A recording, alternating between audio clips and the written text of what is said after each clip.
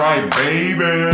Fifth stripe, fifth stripe, fifth stripe, fifth stripe, fifth stripe, fifth stripe, fifth stripe, fifth stripe.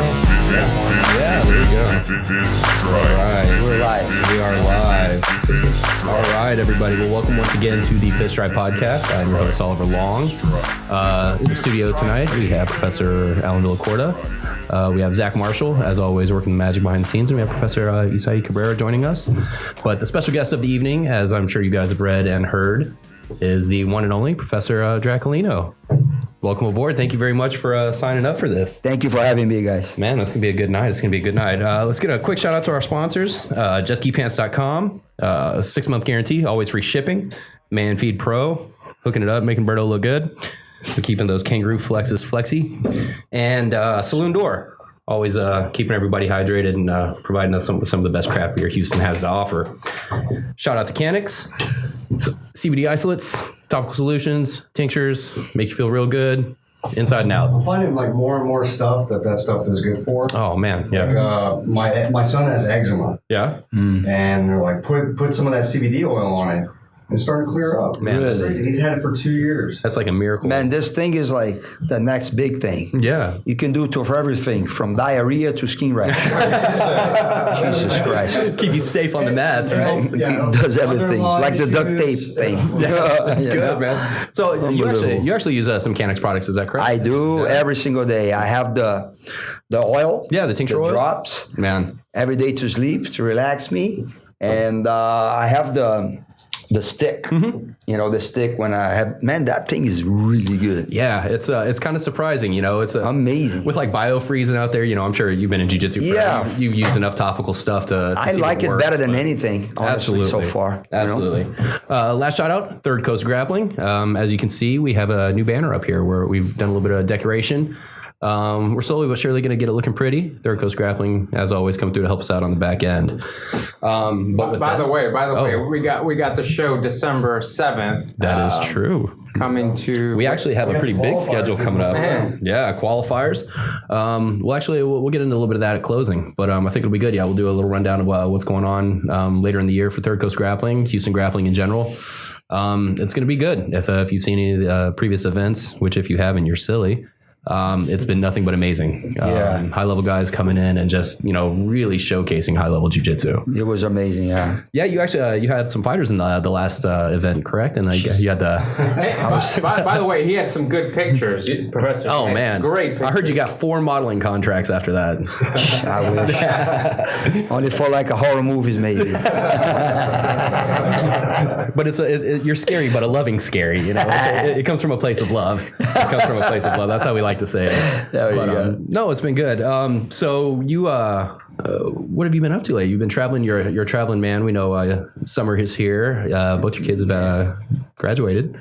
Yes, sir. So man, they're taking the world by storm. It's been a tough, not tough, but a good tough, I would say, but very busy year, I would say. Yeah.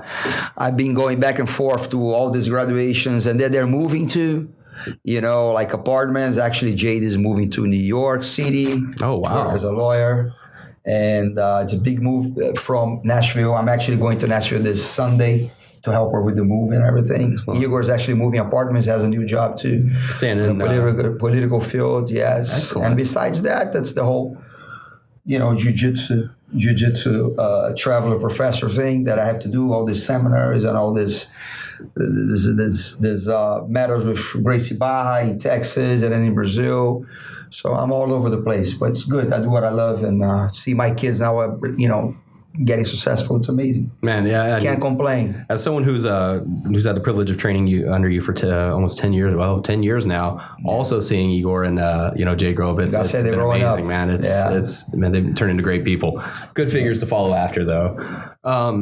Yeah, so you said you're going to be going up to Tennessee. Tennessee this Sunday. You're going to be making any stops at any schools up there? Now it's going to be just pretty much moving boxes. Putting in the work, Putting in the work and helping Jade out and then drive back from there. I'm flying, but I'm driving her car back. So it's a good 14 hours. There you go. And that's a big change going from Nashville to New York City. So, that's going to be a little bit of a, I guess, culture shock. Not so much, right? She's used to She'll be it. fine, man. Yeah. She's just like me. She's a world traveler. There you go. Yeah. She's a grinder, tough and smart. She'll be fine. So, she's part of the she's family. way better than me. Who am I? I mean, she's like a better version, let's say. You know? I mean, it's always like that, right? Our kids are supposed to be better than us, right? That's what it should be. That's the goal. That's the goal. Absolutely. Everything good? Yeah, I'm gonna go get Brandon. Good. All right. Ooh, Professor. It's always good. Mullins. I heard he had some tough questions for you. Oh, man. Bring it on. So, yeah, if there's topics we need to avoid, just hit Alan really hard. And we'll know that's when we need to stop. Okay. Is the camera showing? The camera Man, showing? We'll make sure it's there. Let's say that. When you see me sitting up straight like this, you already know, right? Yeah. I'll pretend I'm hugging and I'm choking. Wait, hold on. I didn't know we had models here. No, Look, Man, there's a real model right there. everyone's doing And it. look how he come dressed. He's like, I come dressed like, of course, the GP, that's how I dress. But, my flip-flops and the shorts, and then the guy comes, look. Oh, like a polo shirt that costs probably $250. 12. And then, $12. no, stop. serious. No lie. 250 pesos. $12. 250 Who pesos. cares? If you have Tell this? somebody else that. Who cares about the clothes? Look, Good looking stuff. what's the story about that?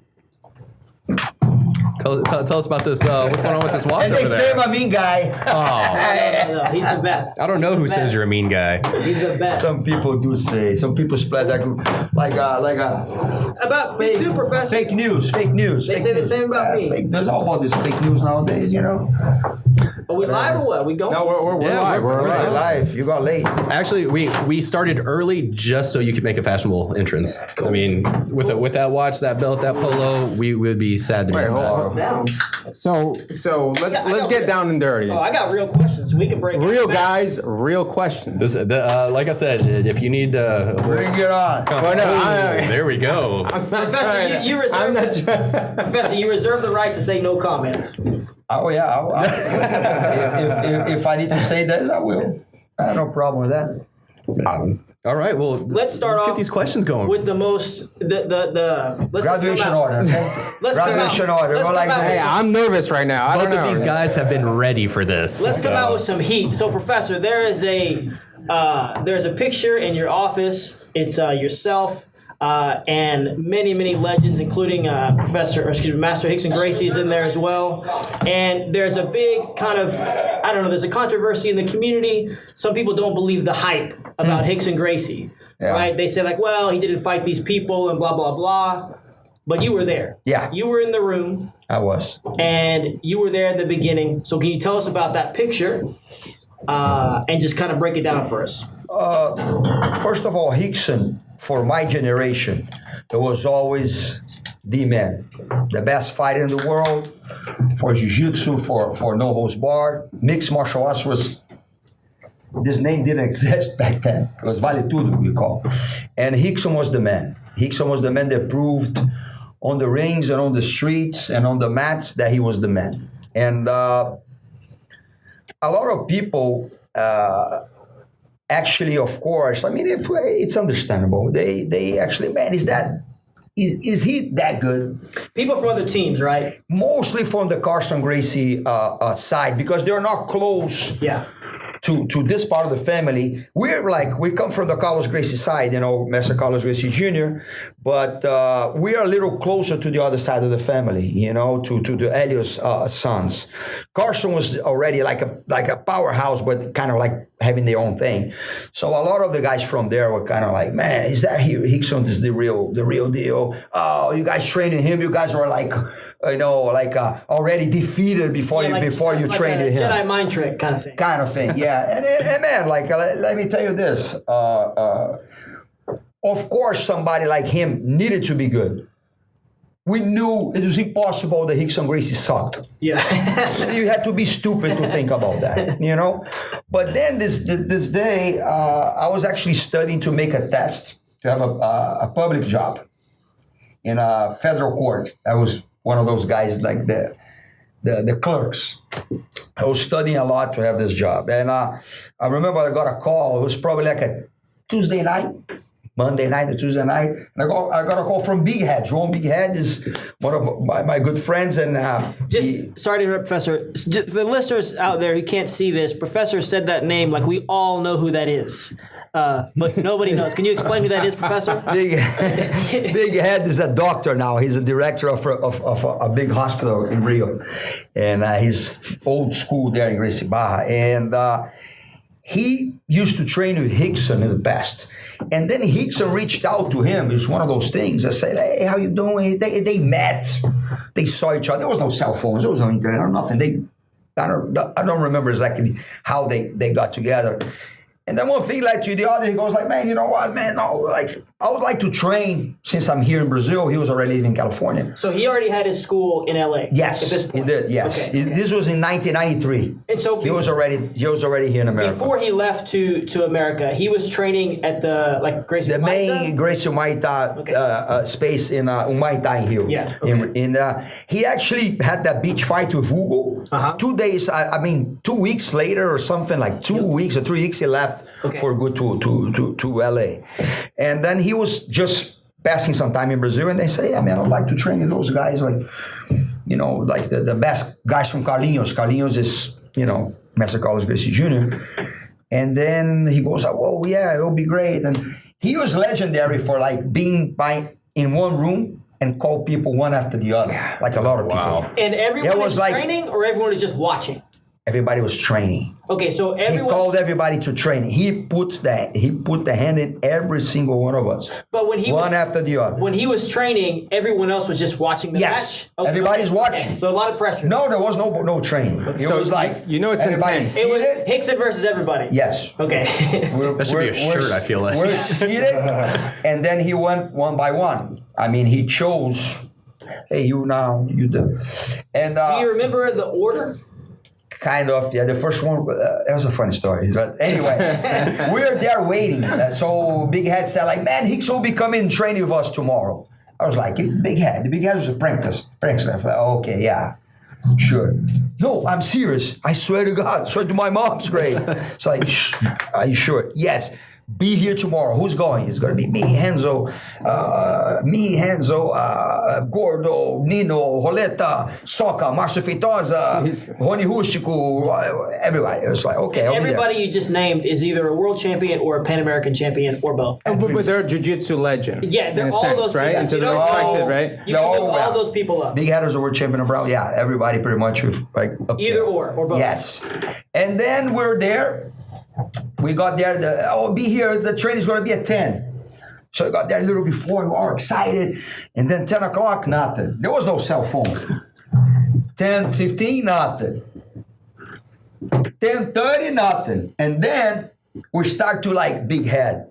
You're like a BSer, man. You know, like what do you do? And then like people started to train. No, but people just try to man, this and that, and this and that. And then like one of our guys, Rony Rústico, he had like a little longer hair, and he started to mimic Rickson, to how do you call it? Like Okay. He had that John Wick hair. He put like this, and he goes like, he walked like Rickson, say, hey guys, what's up?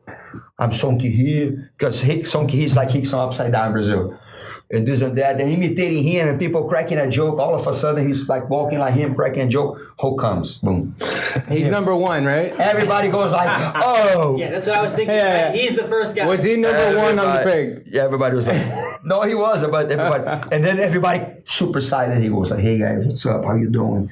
Shake everybody's hand, and then Henzo was like the highest belt of us, all of us, and then he goes like, hey, Sonky here. Sonky, he's like saying Rickson upside down. Okay, can you explain that? I don't. It's like this. the Gracies like to call themselves sometimes like Le Roy. It's Hoyler. What? Or C. Roy. is Royce. Okay. Song Ki-hee is Hickson. Now, this is- it's kind of like Reverse, like backwards. Do you know Backwards. how this got started, I have or no it's a idea. family thing, or It's just kind in of their a little family clique, thing. or- It's kind of a family thing from them, but I had no idea. It's a secret language. Professor, Yeah. can we start this? Can we do this backwards stuff? I don't mind. How would I I say don't know. it? I don't know. I'll be- Alan, I'm I'll gonna be be- honest with you. Yeah, I don't think. how do you say Draculino? Quadra. Draco. I don't want to know. I don't want to know how to say Alan Yeah. right now. Changing those letters around might get something Man. funny. Yeah, but and then like he shows up. he goes and then Hansel goes like, "Hey, Song Ki-hee, how it's gonna go down? What do you want to do?" And, you know, I mean, of course, Bean, he was the higher belt and the legend, and it goes like this. I still remember it goes like this. Typical Hickson fashion goes like. I don't know. Maybe, you know, maybe we can roll with each other a little bit, you know, like put my hands on you guys, you know. A little bit. A little sweat, play a little bit, and all that. Okay, yeah. And then he goes and looks at Gordo. Shit. Who's bigger, probably, than Hickson, right? Or same It's kind of the size? same size. Okay. And then Gordo's a black belt. But Hickson's a big guy. I mean, right? Hickson, for Brazilian standards, yeah. He's like probably 185. And that's still a pretty Yeah, decent 185 guy. solid. And he was on his prime. And Gordo. And then Hazel says like, man, Gordo has a really good half guard underneath. No, actually, sorry, it wasn't Gordo. He's already the giving away first the one. No, tricks. I'm already going like- first one. No. First one was Gordo, and then Gordo pulled him to half guard, and he choked Gordo really fast. Like I felt bad for Gordo because like after I tell you why, but I mean he was kind of like first training, then Gordo pulled to half guard, and Hickson kind of based out a little bit, got some distance, and put both hands like one under the arm, and choke him out. Like with cross choke. Crush choke. And then boom, and then we're like, man, that's gonna be, you know. And then he goes like, and then he goes like, no, it was Marshall Fitosa. Marshall was always known to have like an amazing base, like small guy, like almost impossible to sweep, you know. Like He's and then- brown and belt this time. He was purple. I was brown. And you're brown, okay. Oh, yeah, and then Hansel was like, man, this kid is super hard to sweep. He's very hard to sweep. And then Marshall pulls him to his guard. Oh my. And everybody goes like, I think Marshall's trying to be nice. I don't know. And then Hickson, you know, Pass did his thing and tapped him out. And then was one after the other. You know, and then like, I'm not going to tell all the details about it. Everybody got tapped out. But I remember that Roleta brought him some little trouble. How? Because Roleta is very hard to pass his guard. It's almost impossible. It was always So hard. if people don't know, Holeta's kind of the first person to really start using inverted guard. Yes, Right? Roleta was the OG on the inverted guard, like a really flexible leg, super long legs. He's still known as one of these days one of the best guard players ever. And Roleta was purple. And then Hickson ended up tapping everybody out. Hansel was the last. Hansel was the best of us back in the day. And he was the last. And I remember with me, my session with him, it was amazing because he tapped me out like he did it to everybody else, but he lets you train. It's not that he puts a hand on you like he did Gordo, poor guy. Gordo was the one that, I don't know. He had to set the tone, Professor. Yes, I think it was. He was had to giving set out the- a message. Yeah, he had to set This the is And what. Gordo was after Hansel. Gordo was the best of all of us there. Yeah. And then he let me train with him. I swept So him. you pulled guard? Or? I pulled guard. Yeah, and then I swept him. And I mean, I could tell. Of course, he wasn't 100%. Professor, did you already have your spider guard at this point? Yes. Okay. But I swept him from kind of like grabbing the knee and getting like a kind of a hook flip, but with the spider hook. Yeah, it was kind of like that. And then got on top of him. He played with me like a cat playing with the mouse. And all of a sudden, I remember that I can clearly feel that he goes, "Oh, okay, there's no play anymore. It's Now time. real. It's time. And then he got on top past my guard, mounted me really fast, like fluid. Then I couldn't stop. I felt like, man, 1,000 pounds on top of me. And then all of a sudden, all I could do is to try to protect my neck and turn. And he choked me kind of like bow and arrow. Not even, kind of from technical mount. And he choked me from there. Long story short, he tapped all of us out, one after the other. The only time he stopped to change his gi. because he had like a really, really big, thick judo gi. It was super big. His gi was like here. And back then, most people used judo gis or these jiu-jitsu gis with It was lots of like patches, the right? gis. He changed for a gi that we call lizu gi, like a summer gi. Yeah. That wasn't even with the thick fabric, you know. That was the only time. After Roleta, he was sweating a lot, and he sweats a lot. Hickson's big sweat. Then he fixed his hair, and then he changed the gi. Boom, kept going. Just a quick question here. Who sweats more, Hickson Gracie or Juan that trains with us? Juicy J. Oh man, I think Juan's Has to number be one. more. The other day, I saw Juan stand up in a no-gi, and there's a puddle. It's insane. I don't want to train with him. Juan doesn't need a pool. It's insane. You know what? Never build a He's pool. like He just in the- works out as a pool for him. Right? He's like in the very, You know? very first X-Men, where the guy who was trying to kill all the mutants. The senator? Yeah, the senator. They made him a mutant, and he kind of like melted into water. That's what Juan is. That's him. Yeah. Juan, if you're listening, we love you. Oh yeah. Shout out to That's Juicy it. J. You know what's crazy? Shout out to Campeón. My first training session is always with the sweatiest guy on the mat. That's the worst. Always. When And I you don't sweat. when you come in a little bit late and you're nice and like you're cold and dry, and then you get that sweaty It's guy. sweaty and cold. It's the worst. Sweaty and cold. That's what It's you know. okay if you're warm, but So, Professor, tell us a little bit about you said like Roleta was maybe the best match, and do you remember what the problem was, and also how Hickson solved it? I mean, it's Hickson- hard to explain maybe on He the was podcast. like a genius because he could like adapt. Mm-hmm. You know, in the middle of fights. You see, I saw him back in the fights when he fought Zulu. Yeah. Back in the day, man, people think like, man, Zulu was a beast. Zulu was like kind of comparing now to be like John Jones or to be like a Fedor or DC or Fedor. He was a you know? physical specimen, Like right? physical specimen and good grappler, super strong. He knocked out people with slaps on the face. Jesus. A lot of times. Like his hand was kind of like a crazy. Anyway, so I remember he's trying to pass Roleta's guard more kind of like tight and kind of like stacking. And it wasn't working. on the really well. knees. That's why he does. like a double under. Kind of, yeah. On the knees, maybe? And like this, the one that I like. That, Oh, yes, sir. Yeah, yeah. You control the hip through the handle of the car. And doing a lot of that and trying to step over. And then he wasn't like, he was taking the time. I could see that he was really trying hard. But then I think Roleta swept him. And then he did like one of the coolest things I ever saw. He went for a Caesar sweep. And then he switched the grip from the outside arm to the inside arm.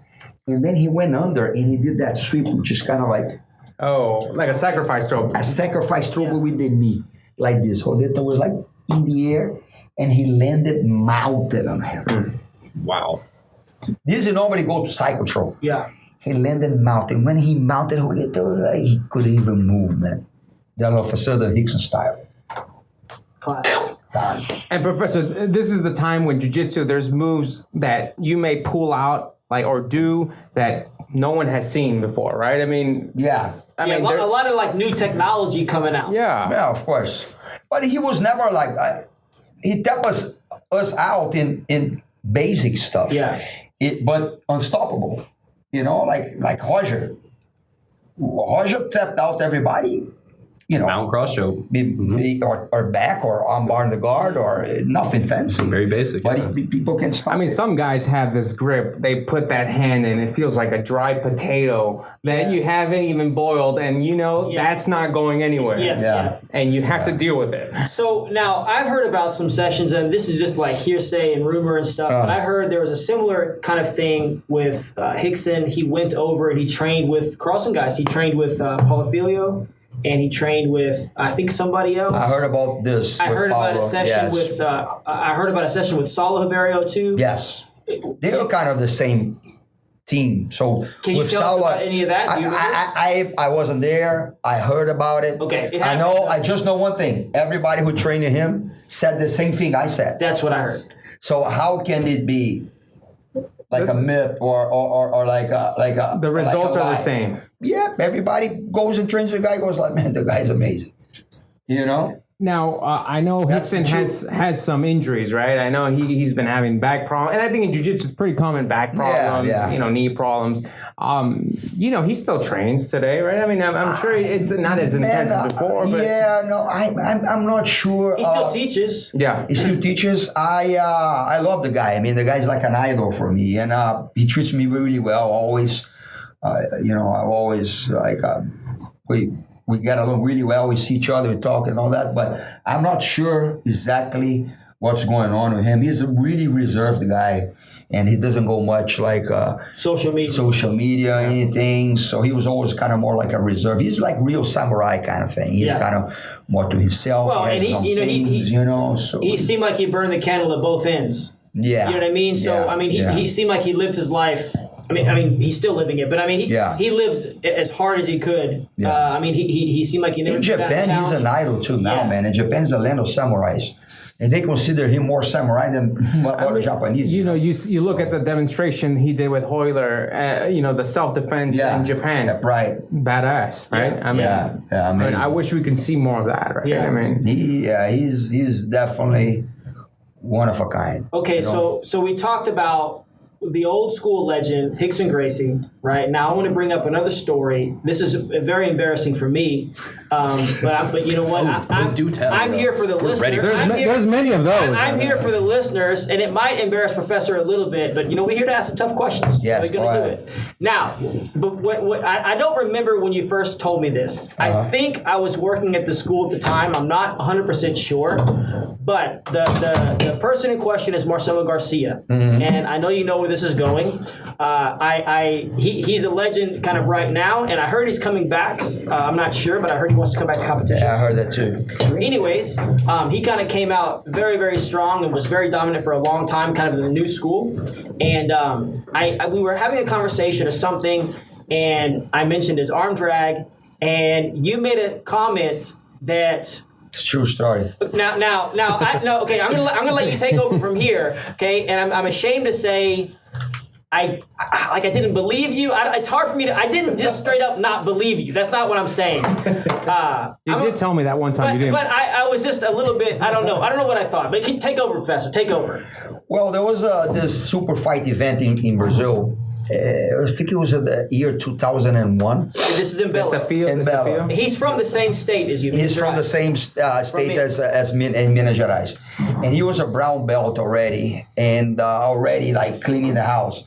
So there was a lot of super fights, really good super fights. For example, Damian Maia versus Professor Marcelo was that day. Oh, really? Yeah, Professor Wow. Marcelo won. Wasn't Wow. it Desafio, It Brazil? was. No, it wasn't this. It was in a sports fair, big sports fair. Don't remember the name of the event. It was just like super fights. It was really good ones. It was Marcelo Garcia against a student of mine called Porquinho. Porquinho is the one that submitted on the purple belt. Hodge. No, submitted Jacaré. Jacaré. Submitted Jacaré really fast on the choke. And Porquinho was on fire too. They were both brown belts. And then it was really good match. Marcelo and Porquinho was like back and forth, like almost like submissions from both sides, and Marcelo ended up winning. And I had the main event. I did the main event against this guy, Gabriel Cardoso. Gabriel Cardoso was a really high-level judoka that started to do jiu-jitsu tournaments, and he did really, really good. He came from the brown belt. I think he was a world champion of brown belt, and now it was his first match as a black belt. But this is the no-gi match as well. It was a no-gi match. Yeah, it was a no-gi super fight. I was coming out of my surgery when I broke my leg. It was the first competition I have after I broke my leg in pieces. In the ADCC or the in the Worlds. At the Worlds that broke my leg. Like I did like a major surgery that I had like all this metal on my leg. But anyway, in this match, a no-gi match, I did like an arm drag starting from the sitting guard that I really did a really, really hard arm drag, and I got the guy's back kind of standing. Yeah. And everybody's, whoa, so it was a big thing, and people were not used to that kind of thing back in the day. And what year is this, Professor? This was 2001 or 2000. 2001, 2000. And then I did this. That's on YouTube. You guys. Yeah, can you see. can check it out. You can type in Yeah, Draculino tank top, right? Cardozo. I was in a white tank top. Yep. Yeah, it's on Yeah. YouTube. Is that the picture of you like smiling? Yes. You're on the Yeah. guy's back. Yeah. you're Yeah. smiling? I think that's one of the most famous jiu-jitsu. It's like the best picture pictures. Yeah, I got the Yeah. guy's back because he went to overtime. Because it was a good match. Like I tried guillotines and it was back and forth. And then I took him down. Even being I surprised him because I was just putting guard. And then on the overtime, he was thinking I was putting guard. Boom, I took him down. And I took him down. He had to open himself a little bit more. And then boom, I got his back. And anyway, after the match, we all got together in the podium talking, and I always had a really good relation with Marcelo. Marcelo was a super nice kid, man. We got flights to Europe like a couple of times, like random flights. We saw each other, sit together, talk forever. I remember one that when he was about to do his MMA fight, he was asking me what he's thinking. He's really a really good kid. And I remember it was him and his wife, Tatiana. They're still married. And we were just talking. She's also world champion, I think. She is, yes, Yeah. she is. I think she won before him. Yeah, she was more well known than him Yeah, before. yeah, exactly. And then we were both talking, and I remember Marcelo comes to me and was like, "Hey, Drac, like, how do you do that thing that you kind of like pull the arm and end up on the back?" That wasn't even the name arm drag. I was like, man, I just kind of crossed the arm and then I exposed the side. He was like, yeah, it was pretty cool. That was it. I'm not gonna say I didn't teach him anything. He doesn't do arm drag because of me. For the I don't record, know, Professor. But he's known for two things. but one thing I do know, he didn't do it before that match. He was amazing already. Did a lot of the crazy things like him. He was always amazing. He was, I think, once he was a yellow belt as a kid. He beat on a tournament like a brown belt. It was kind of like Wow. Yellow belt? Yellow belt. And there's two things he's known for. A, butterfly guard. He does a lot of butterfly sweep. Yeah, it's his game. and But he did it also- before. He was always like that because he's like short legs, right? And he Yeah, also but the arm drag, he didn't do it And before. then arm but, drags. But look, He went out and did his own research after I that. am not the one, but I remember him talking to me about that. And I thought it was really funny. Yeah, and then Because afterwards- it was a big event and we talked and it was right there when that thing got kind of like, there was one like it was probably like back in the day, like one of the first guys to do like the arm drag the way it's done right now. And it looks like very translated to the modern jiu-jitsu kind of thing, Yeah. one thing. But that- I mean, he's 10,000 times better than me in arm drag, that's for sure. If he got inspired or whatever, he took it to the next level. Let me tell you. You're his muse, so it worked out well. So by the way, that's a sure story. Yeah. Going off that note, I you love said that. jiu-jitsu in the early 2000s, and I'm a big fan, and we spoke about it. like the golden age. I say that was one of the best times in jiu-jitsu because you had people going for takedowns, people going for takedowns, No. judo throws, Yes. actually takedowns, and it's not just both guys pulling guard. No. Can It was you kind of elaborate a a little bit? shame. I remember it was kind of a shame, like when I first started training, that I remember I do remember that sometimes when you're like training, you used to put the hands on the gi of somebody and sit up straight to guard. And then I remember our professor saying like, what a shame, man. You see your butt on the mat like a little, excuse me, a French bitch. Whoa! You say what you gotta say. Just to let you you gotta say. know, we go live at 9. This is 18 and up. If you can't handle that, It's getting real in here. that's right. And then they used to Free say it was reign. kind of like even a little bit of like almost like a coward thing to do sometimes. Stand with the guy, take it down, you get it. But it was like it didn't make any sense because I'm gonna get taken down hard or maybe get it. So it was a little bit of like always like you have to know takedowns. You have to at least try to do the takedowns. At least to give the guy the chance to do takedowns. There's the standing part of the training. That's the top and the bottom. So we were always like very driven to do everything. People used to make fun of like, for example, if the guy was the only guard player, they was like, nah, the only thing you do is this. Cannot even pass the guard. I bet if like a guy put you in the headlock, you're done. You ask, let me go. So people used to kind of ridicule people who were like really one-dimensional. You know, that changed eventually. Snap but, on them. And you know, we were always obligated. So I mean, I think I'm blessed because I mean I was always more kind of like a natural guard guy because I was flexible and I'm skinny and small. So You're smaller in the room, so naturally you're going to be put on. I will be on the bottom. most of So time, yeah, right? exactly. But I always did takedowns. You see my matches on the blue belt. Man, I wish I had like those on tape still. You can see like already me doing everything. It's pretty cool. Like some people are like throwing them. Some other people is going like pulling guard and sweeping and getting on top. Other people are just like doing guard and waiting for the time to go for submission. So When would you say that pays changed, off. Professor? Yeah, When did it become okay to pull guard? It was always okay, But when it it not- depending on the not day. talk- Nowadays it's kind of like double pull, and then everybody, it's like the only contact is hand slap. So my It seems like so back in the the golden age, right, of jiu-jitsu, it seemed like people. So there really wasn't established MMA.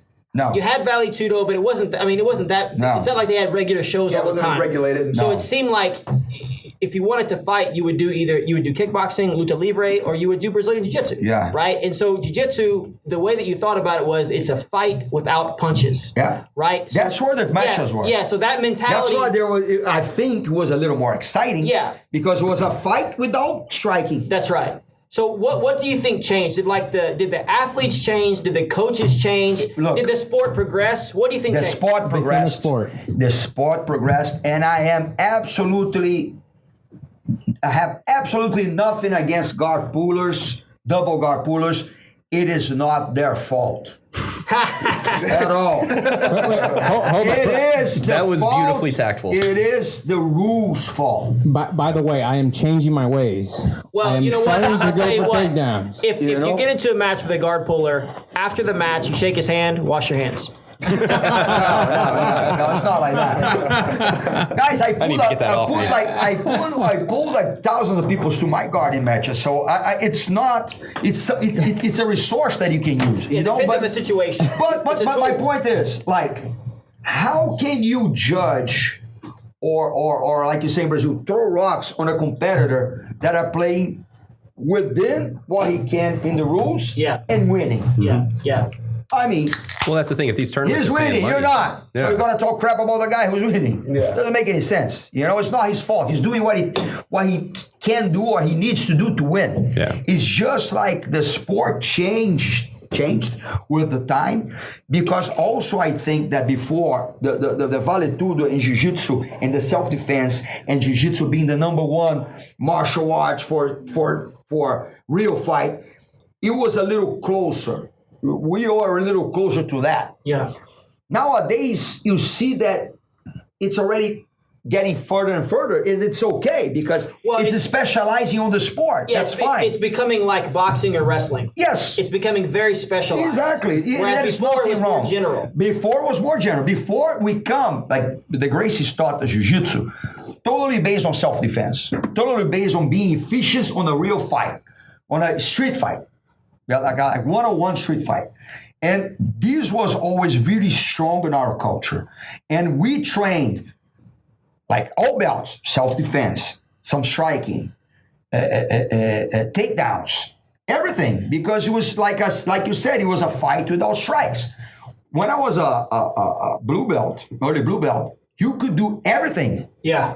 You could do neck crank, you could do slam, like full slam, like a batistaca we call. Somebody put in a triangle, the easiest finger in the world to see people lifting it. Boom. Well, and you told me knee before- bars, knee twists, man, like knee ripping, Ugh. all day. And that's an important skill to Heel learn. hook. People weren't that good back in the day, but could do heel hook, ankle lock, Yeah. toe hold, knee bar. Remember knee bar when people start doing this knee bar thing, you know? And everything was allowed. It was pretty much a fight without strikes for all belts. And you know, it's an important skill to know how to, when someone picks you up, hey, let go of the guard, and Exactly. stand up, Exactly. make your or, space, you know, right? Or you hook a leg. I mean, I think it's important for people to understand too about like the reason techniques are illegal. It's not because they are undefendable. No. It's not. That's not the reason. It's not. I mean, it's not illegal to slam someone because you cannot defend the slam. It's that if you do, you break their neck. That sucks for the person. That's You know it. what I mean? Well, that's the part of final the- outcome. But bad you gotta day for you a lot gotta of also people. learn that if someone picks you up, how to you open, stop or it, you hook the leg. or you know? you or you get out, right? Hook the leg, open the leg. You know, I think that is like a very normal thing that the sport develops. And I think athletes are getting more and more and more and more specialized Yeah. according to the rules. If they change the rules, somebody will come and have to specialize in other kind of games Yeah. or other kind of strategies and everything. So I am not one of those guys, jiu-jitsu nowadays sucks. It was only good back in my day, blah, blah, blah. So- That's not the case. Nowadays, the level is higher. The sport is more developed. Right. There's more competitors. There's no such thing. You know, it's just the sport is progressing. And if I could, I mean, who am I? Because the rules are the rules and I follow the rules. I could do a little changes on the rules, maybe to try to make it a little more exciting. Like to give more value to the top position? Yes, Stuff? yes. I actually always had a really long conversation on this world, this past worlds with Fábio Gugel, Professor Fábio Gugel, Professor Mário Reis, he was there too, and Professor Siriema, Marcelo Siriema is the head guy of the IBJJF. Yeah. Professor Andrés Fernandes. So I was talking to a lot of people about certain ideas to make it happen, you know, and some people agreed with my ideas, some people think it could be different and all that, but it was a really healthy debate, you know, like these guys, if they listen to that, they're going to remember that talk. It was a good So talk. let me ask you this. So I know you're familiar with judo, obviously. Yes. Judo is a very popular sport in the world. And there was a big controversy. I think maybe it was 2010, whatever. They changed the rules like drastically. You can't grab the legs with the hand. Yeah. And what's happening now is they're changing the rules pretty regularly. Basically, every Olympic cycle, they're changing the rules, right? It's a Yeah. small change. Now, at first, I thought, like, you know what? This is bullshit. The Yeah. athletes can't learn the rules in order to compete, right? But then I started to look at it a different way. What I started to realize is, you know, maybe they're making these rule changes so the athletes can't game the system. They can't win by cheating the rules, so to speak. What do you think about applying that sort of mentality to jiu-jitsu? Like that just makes sense. making small changes so the athletes can't create a very, very specific, very, very rule specific strategy to kind of, I mean, I don't want to say cheat. I think people should be commended for creating a not strategy cheating. within the I rules. understand. I agree. I understand. But at the same time, you definitely can get some matches that are very boring. Would you say Right. 50-50? I know. Just saying. I'm You know just what? saying. I love You 50-50. can stall. I'm not saying that. Look, you can but- stall from but any there- position. You can stall from any position, and I commend anybody who creates a That's system problem. within a system. I'm saying you can But- game the system on the 50-50. I'm not saying I don't like it. I'm just saying that you can rep the Yeah, but you can 50-50 do the same thing in the 10,000 close guard. times and You you can can do win the game. You can do the game same it. thing in the Yeah, close guard. you can stall in half guard. Half guard was Right. known as the key stalling Yeah. position. You But can now- stall. You can stall from even from spider. You can stall, but there's Professor, what do a you lot think more about ways. that? You know, making small changes to the rules to keep the athletes I get honest. it. I understand this, and I agree 100%. I don't think, like you said, you actually said it yourself. It's not cheating. It's just like they're playing with their weapons that they have to play according to the rules. I think it's just a matter of, yes, the people, the entities that make the rules try to see a problem. I think the biggest problem in jiu-jitsu nowadays, in regards to having some matches that are boring and matches that are hard to understand, is the double guard pull. Yeah. I think it's not the 50. Which they were pretty I think rough that- on in the Worlds this year. I think the 50-50 happens because most of the time because of the double guard pull. None of them want to give. Yes. So I think the double guard pull is something that is allowed and they do under the rules, and people are doing great jobs from there. Some people get their back from there, some people get foot.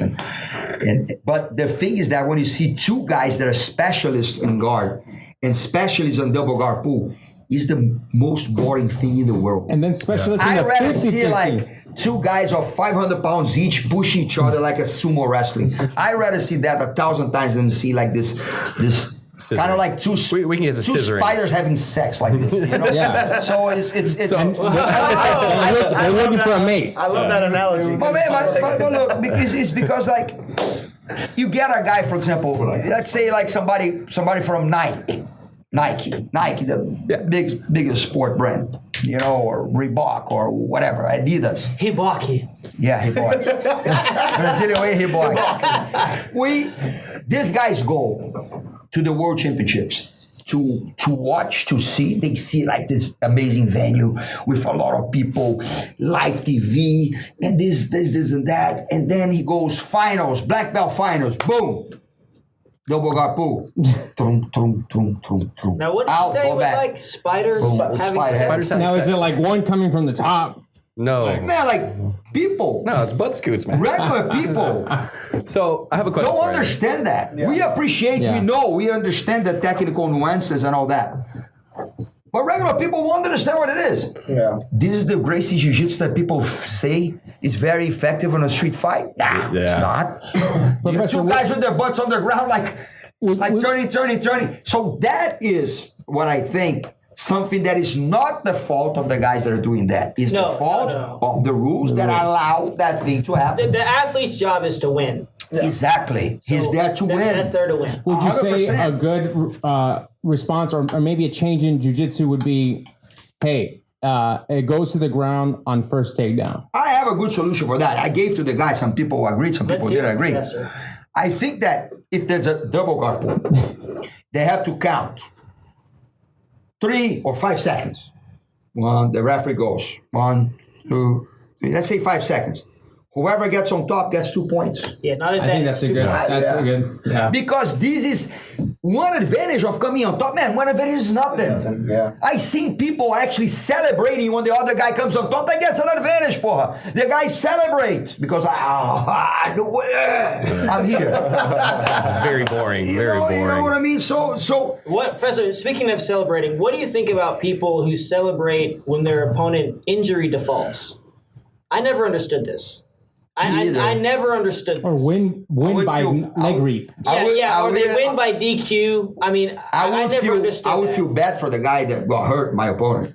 That's Well, what I feel. also too, but and as a, felt bad for myself because I mean, that's right. As a competitor, you want to not go a win, there. you know? Yeah, you want to go there and prove you're the best. Yeah. So I don't understand that. But you see that a lot either. now in the jiu-jitsu of today, in a sense, right? Or And you know what? You have to understand also the situation. Let's say like a finals of the world's black belt. Something like that happened. The guy's a world champion. That changes the guy's life. Yeah, you know, that's true. It's not the fact that it was the way that the victory happened. It's just like because he's the world champion. And he has all the right in the world to celebrate that fact. Yeah. You know what I mean? So it depends. You know, if you do this in an early round, I think it's kind of like ridiculous, you know? Or in a small tournament. On a small term, exactly. I think it's kind of ridiculous. It's more ridiculous the guy who fakes, Yeah, that's. puts himself in that. Yeah. This is the worst in the world, man. I don't know how they So look at. what do you think about themselves this? in the So mirror. we talked about judo changing the rules, and I want to make another kind of connection there. So recently, I'm not sure if you know, but judo used to have 4 scores. Koka, Yuko, Vazari, Ippon. Yeah. Ippon, right? So relatively recently, a couple of years ago, they took away Koka and Yuko. So they only have Wazari really? and Ippon. I didn't know that. Now, I heard about Koka, but people freaked out. Okay. However, the statistics show there are more finishes in the matches than there were before. So, by taking away those small scores, what do you think about taking away the advantage from jiu-jitsu? Do you think that would force people to score points and force people to work a little bit harder? Put in an overtime or something. that could happen. But at the same time, I think there will be a lot of matches left for interpretation. Okay, so what about an overtime?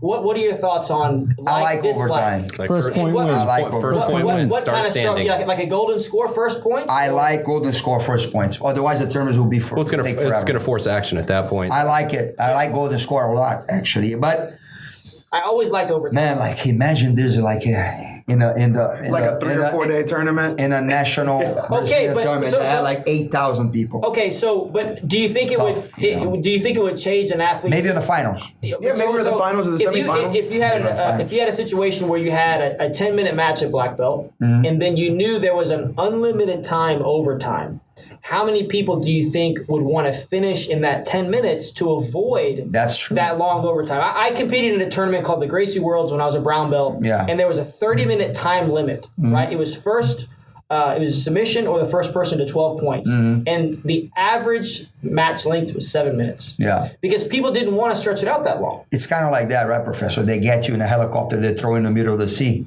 Yeah. And they say, like, for example, look, you're by yourself. Probably this person is going to die in like maybe an hour, 2 hours. But if you throw the person, says like in 5 hours are coming to pick you up. They'll survive. Yeah, exactly. They'll probably survive in 5 hours. That's right. So it changes the mindset. People throw you in the middle of like the ocean and they just throw you there. And you're by yourself, buddy. That's right. Do what you got to do. That's right. You're probably going to freak out and just give up and then, you know.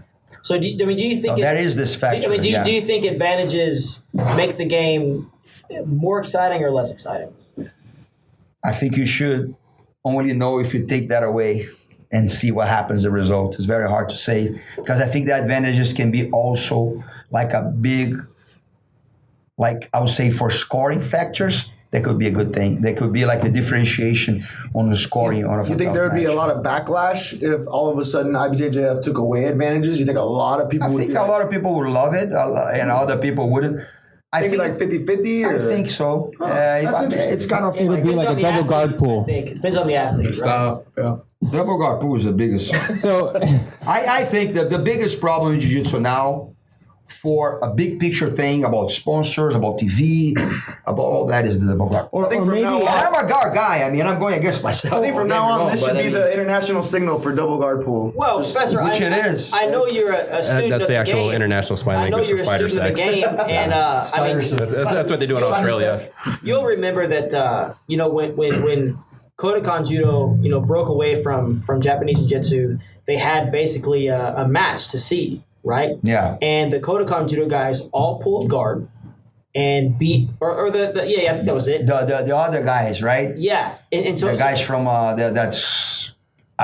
know the story. right, they all pulled Yeah. guard, right? And they Yeah. won, but then Yeah. later Jigoro Kano was like, no, you can't do that. That's bullshit. I don't want you guys pulling guard. And they changed the rules. So now you have judo that's all stand-up, no guard pulling. So do you think that situation I is think he gonna, did like, this for his own interest, like, right? do you think history's going to Kano's repeat like, itself? if I What am I to say he's about like, if I gotta watch this stuff, Master make it Jigoro Kano, exciting. but I don't know. I really don't know the history. I got an too much idea. I mean, about that. before I have a question about something else. Maybe if two guys double butt scoot, right, and then you get a warning, there's no pulling guard at this point. Now you have to go for takedown. So once you get the warning, now you got to go for takedown. So you can't pull guard, right? So you have to force these two guys. Like you have a limited amount of guard Or pulls just the kind of negative. thing? Well, no. I So say, maybe you man. get you get a warning for double guard pull, and now the ref's like, now you got to go for takedown. Look, I Get a think my DQ. solution is very That's practical, the next easy step. to do. 2 points. Because I- 2 points, I think people would you're think right. about it. No, it's a big Yeah. deal. Then 2 points, people would think about it. They would think about it because they think like, oh, maybe this guy's gonna get on top of me and win by just Yeah, because staying in the guard, not being swept, and now you win. can't play the advantage game. Yeah, anymore. now it's a legit strategy. You know your opponent's going to pull. You double pull with him, get on top, you get an advantage. I mean, that's a legit strategy. You saw it play out many times in the Worlds this year. So those 2 points would now come in real Yeah. big if it's that instead of an advantage. The 2 points, people think about it more. Yeah. Nowadays, nobody think about nothing. One advantage. What is one advantage? I have a question. I've seen them Yeah, re-sweep so each other, let's keep the controversy rolling. I have a question right before you go. Okay. We talked about jiu-jitsu, the early 2000s. We have takedowns, judo, all this double butt scoot. What has jiu-jitsu changed? Spiders having sex. spiders. Reverse style. That's what it is. Reverse All the way. style. But what has jiu-jitsu changed when it comes to? We talked about the actual jiu-jitsu. When I'm talking about is the team. You have what people talk about crayon chi, people jumping ship, and there's been a lot of news lately in the jiu-jitsu scene of people jumping ship because hey, we just want to have you on our team. What do you feel, Just or business. how do you feel about Just this? business, they say. Because I'll tell you this, and Oliver, we talked about this. I'm big on. I live by the samurai code. If you say you're going to do some shit, you do it, right? I mean, it is what it is. Yeah. And so I think a lot of that has been lost in jiu-jitsu. What I think is that it's professionalism. It's one of the backlashes of professionalism. Now there's more money involved. Now there's like sponsors involved and things like that, make There's harder. people actively recruiting as well. That's my point. My point is like that. Look, every kid that has a dream has the right to have a dream. I don't condemn a kid that, for example, trains in a small school that is hard for him to have a result because there's not enough training partners to actually go for a bigger team, a team that is more established with more training partners to try to have his goal to be a world champion one day or be like somebody in the jiu-jitsu world. I have absolutely zero problem with a kid like that. As long as he do the right way. He goes to his master, to his teacher, explain, be honest, be grateful, and do what you got to do. This is okay. And a lot of times, if you're part of a big team, you can simply transfer to another school in that team. Exactly. Right. But this I think. And then I think everybody has the right to live these dreams and do that, However, if you're in a team that you already have tons of great training partners, a team that has a jiu-jitsu that is up to date with among the best teams in the world in jiu-jitsu, you have results on this team. Okay? Why you do leave this team? If you want to go and train somebody else, like cross-train and check it out, another school or friend of yours, I don't have any problem with that. I never had. Yeah. People go all the time to other schools. They're like, I'll go, man, go check it out. No problem. I don't have no problem.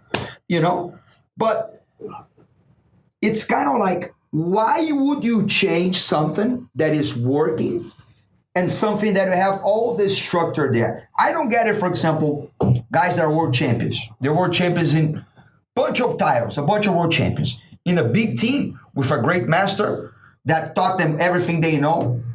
And those guys that are already champions go to other teams that sometimes not even as good. Just because of $50. I was saying Brazil, $50 is kind of like because of like nothing, like peanuts. Yeah. Then I don't get it. And doing wrong to the teams that they like spitting on the face of everybody who helped them, who gave them technique, who gave them time. Because, man, most of the people who do that, they never paid one dime in their school. Yeah. Would you say that they're not the regular students' clients. Would you say that's something from home?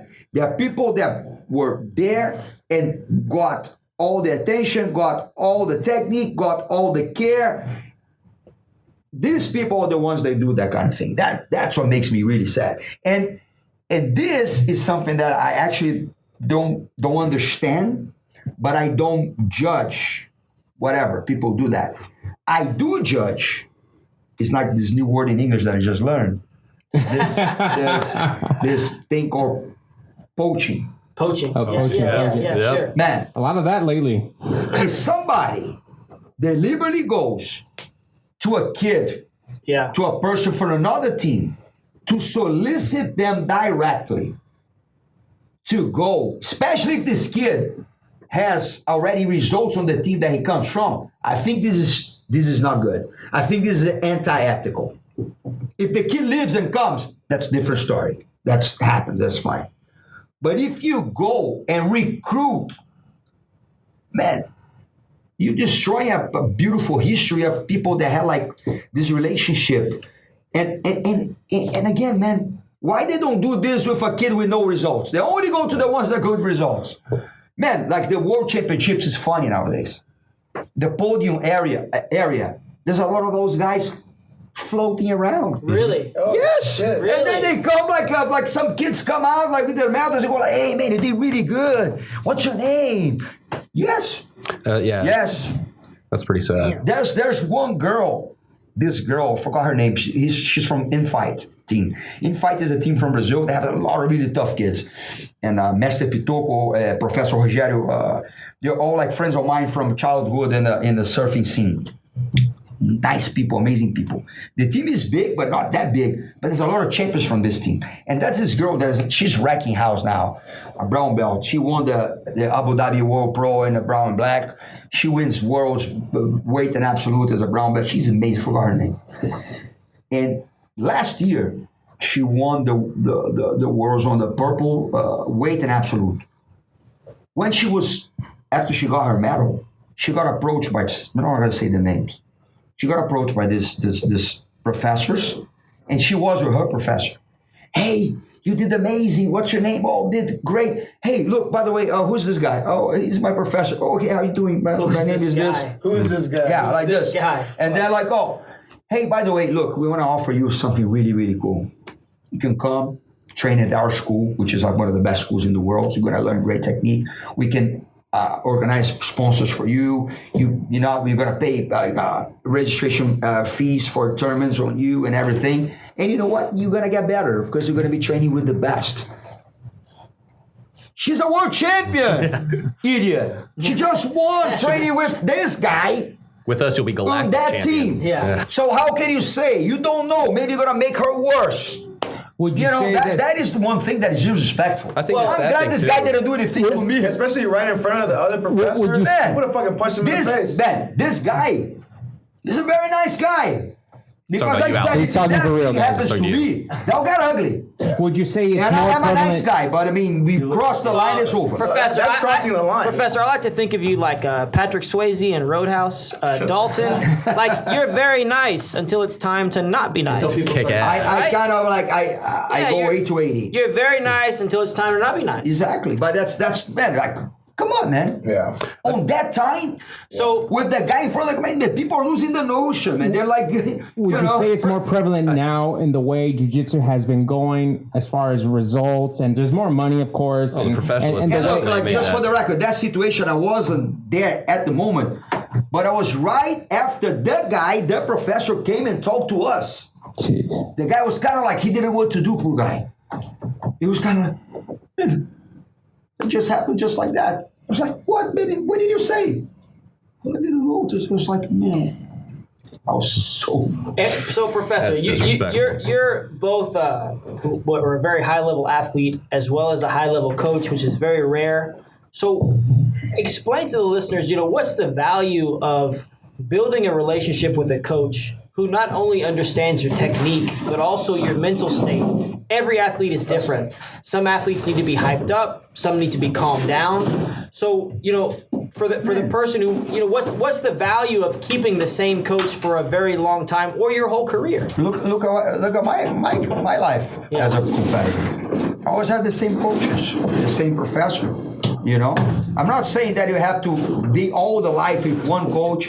Sometimes the coaches, I have to say the truth. Sometimes some people take advantage of the fact that the coaches or the professors to take advantage of the other kid. That's wrong too. You gotta be fair. If you're the professor, if you're the coach, you cannot exploit the other person just because you're in a position of hierarchy that you're more than, you owe me everything. No, this is wrong too. But man, if there's a healthy relationship going on, results are coming in, you getting better, you guys, the persons like each other, understand each other, know each other deeply, man, I think that's great. And nowadays I think more and more, what is the biggest difference between the champion and the tons of other tough guys under him? Who knows? Mentality. Yes, 100%. And a coach that knows you for years is going to know how to deal with that, right? 100%. 100%. Especially if he knows you and he's raised you in a sense, that's right? what I'm saying. This is the factor now that makes the difference between the huge super champions and the other amazing guys that could be champions, but they don't have the same. But I if think you're in the world's at black belt mindset. level, everybody is good. I don't Everybody's care. amazing. I don't care if somebody gets beat in 10 seconds. Those people are good. Everybody Every single trains match is really tough. hard. They're all professionals. Everybody knows all the techniques. Everybody's up to date with the techniques. Look at the internet nowadays. It used to be different in my time.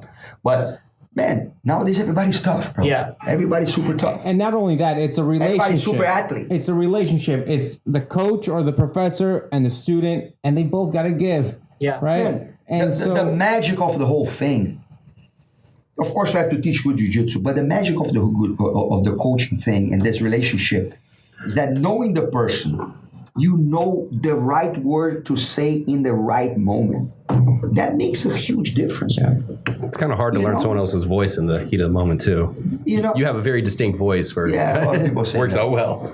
But also, like, you've told me plenty of times that whenever you've had somebody in the corner for an MMA match, Yeah. like, you have a very methodical way. You sit there, you look, you wait for them to kind of catch your breath. You wait a little bit, and then you say what you need to say. And man, like some people, they need to be kind of like, hey, wake up, let's go. And other people, you need to calm down. There's like people that are naturally aggressive, there are people that are naturally like more afraid. So you knowing the person, you know exactly what to say and what to do in a certain situations that will require that. Yeah, knowing how to coach is actually part of the. It's like part of the fight camp. You know, you have to know. You have to prepare your coaching style for almost and you have to each of your be competitors. For you to be a really, really good coach, you have to know the person. And the student the student has to be humble, right? There's times that we train and you tell me, hey, I got you because of this. Yeah. And in my head, I can probably think my ego's like, nah. But I'm like, no, yeah, he got me. Right? Professor Brandon can tell me, hey, you're doing this.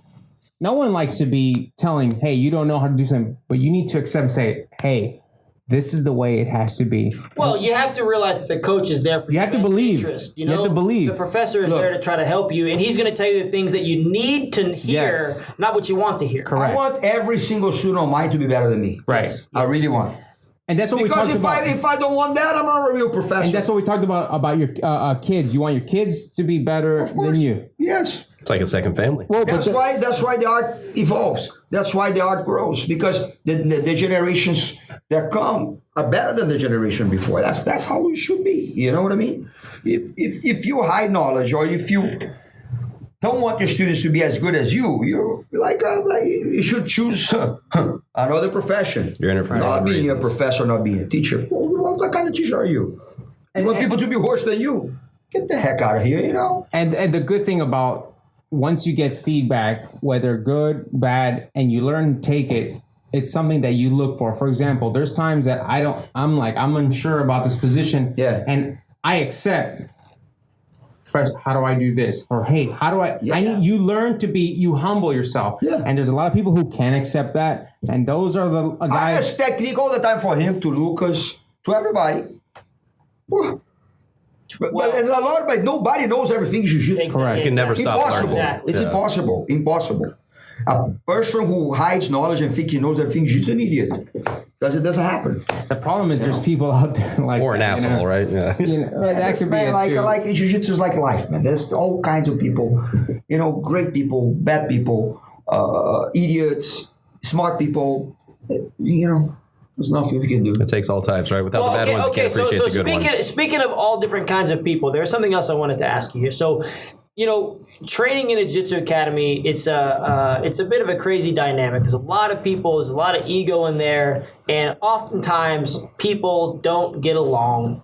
People have arguments, people have beef, and you had a system in your academy in Bello where if people started if you got sick of hearing these people kind of fight or complain, you would make them have like a super fight. He's a solution. Okay. I did this so many times. So can you tell us about the general structure, and then without names, tell us about your favorite time? In Brazil, this is something that the Gracies did. The Gracies always try to do this kind of healthy rivalry to push everybody to be better. Okay. So for example, like the family, there was like tons of kids and everybody tough. So he goes like, okay, I think like the two standouts are, for example, Berto and Ricky.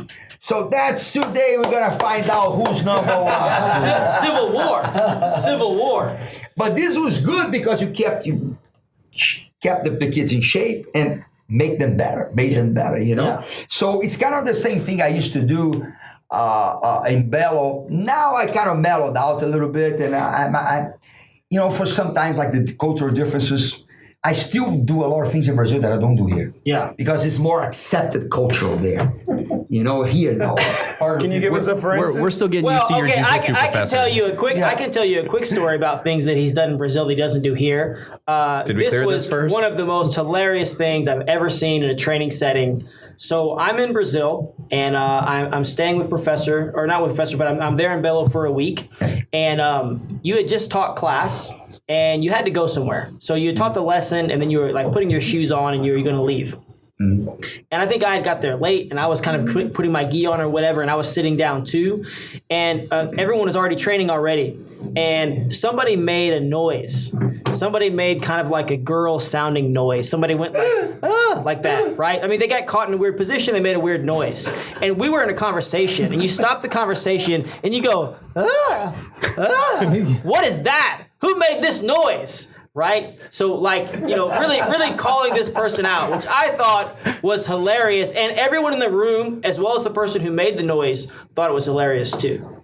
I wish you would do this. I kind of like that. I wish you would do this kind of stuff, I can't Professor. do that here.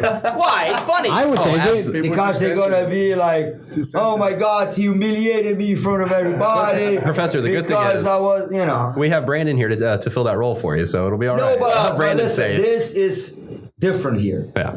We live in a country that has a certain culture. We have to abide the culture. I really think that. So we are here. That's how it is. That's how it is. We're going to respect. Okay? In Brazil is more, how can I say, a little more Relaxed. I would say relaxed, more aggressive. Yeah, well, you mentioned earlier one of your friends from childhood was named Big Head. Yeah. Oh, he was very that's smart. a pretty aggressive His nickname. head is huge. I know. I obviously I get that. That's a pretty aggressive. It's a very nickname. observant nickname. Yes. So without names, you don't want to call anybody out, but without names, can you tell us your favorite super fight in Academy story? Two people that got out of control and you made them fight, and also did it work? Did they become friends after, or what happened? No names, but just Yeah, I remember one time in my school, I put them to train no time limit, and I told them, if you guys get in a fist fight, I'll beat you both up. What was the backstory? What had happened? I think it was something related to a girl. Okay. I'm not gonna say anything anymore because they're gonna know. Okay. Yeah, but nobody knows. Nobody knows. But it was like one of those girls, man. It's not worth it to get in a fight with you. And so they were just training kind of inappropriate. They would get out of control during training. And then they almost got in a fight, and they said, "I don't train this guy anymore." Blah blah blah, that kind of thing. Okay. I don't want to train this guy anymore. So you stepped in. Blah blah blah, and then I stepped in and said, "Look, you guys are in the same school. You guys are really tough, both to each other. You guys used to be friends, and now because of a silly reason, I don't care about what went down. You two guys now will train.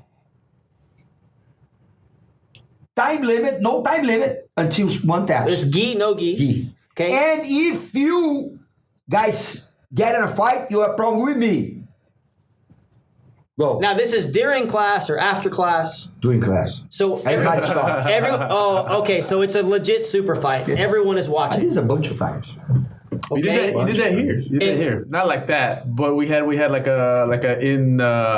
Yeah, but in-house we've tournaments had are a bit in-house different. tournaments. That's different. Yeah, but we've had like everybody sits down and then they just watch it. Yeah, no, we done that. Like, I remember you. Oh, I had the last. That was the only super fight in the Americas, in North America. That's right. And so I was too fresh from Brazil, so he got this thing. what happened during that super fight? How long did it go? Well, wow. 10 minutes, 20 minutes, an it was hour? probably like more than 45 minutes. And how did it end? They both gave up? Okay, so it's a submission. Good luck. And then They after would have quit. you made I was there. you said no. Tap, but don't quit, man. Yeah. You tap. And then after Don't that, like, oh, no, nah. how were they after that? Huh? They were cool after that? Or? Yes. Their relationship was That was Still it. really good friends. awesome. See, that's amazing. That's great. I think They both have families, kids. that's great. Professor Dracolino keeping friendships together. It's true. Hell yeah. I did a bunch of times. He's Yeah, a people, but he's a you people know. person. It's something that I learned, and it works. You know. What do you think about the in-house super fights to determine who bows out? If you got two guys, same school, same. Oh yeah, so this is legendary, Professor. You got to talk about this. I mean, this is something that used to happen with all the big teams. They would basically have an in-house tournament to see who was the varsity team, who was a JV team. Yeah. I mean, every team would do this. So you got to tell us about some stories. There about was a this. lot of I actually experienced that when I was a blue belt. Like for a You had to go through this. Yes, to a certain period of time.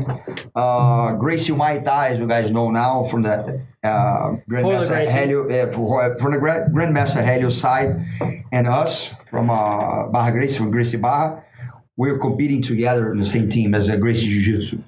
Oh, when was this?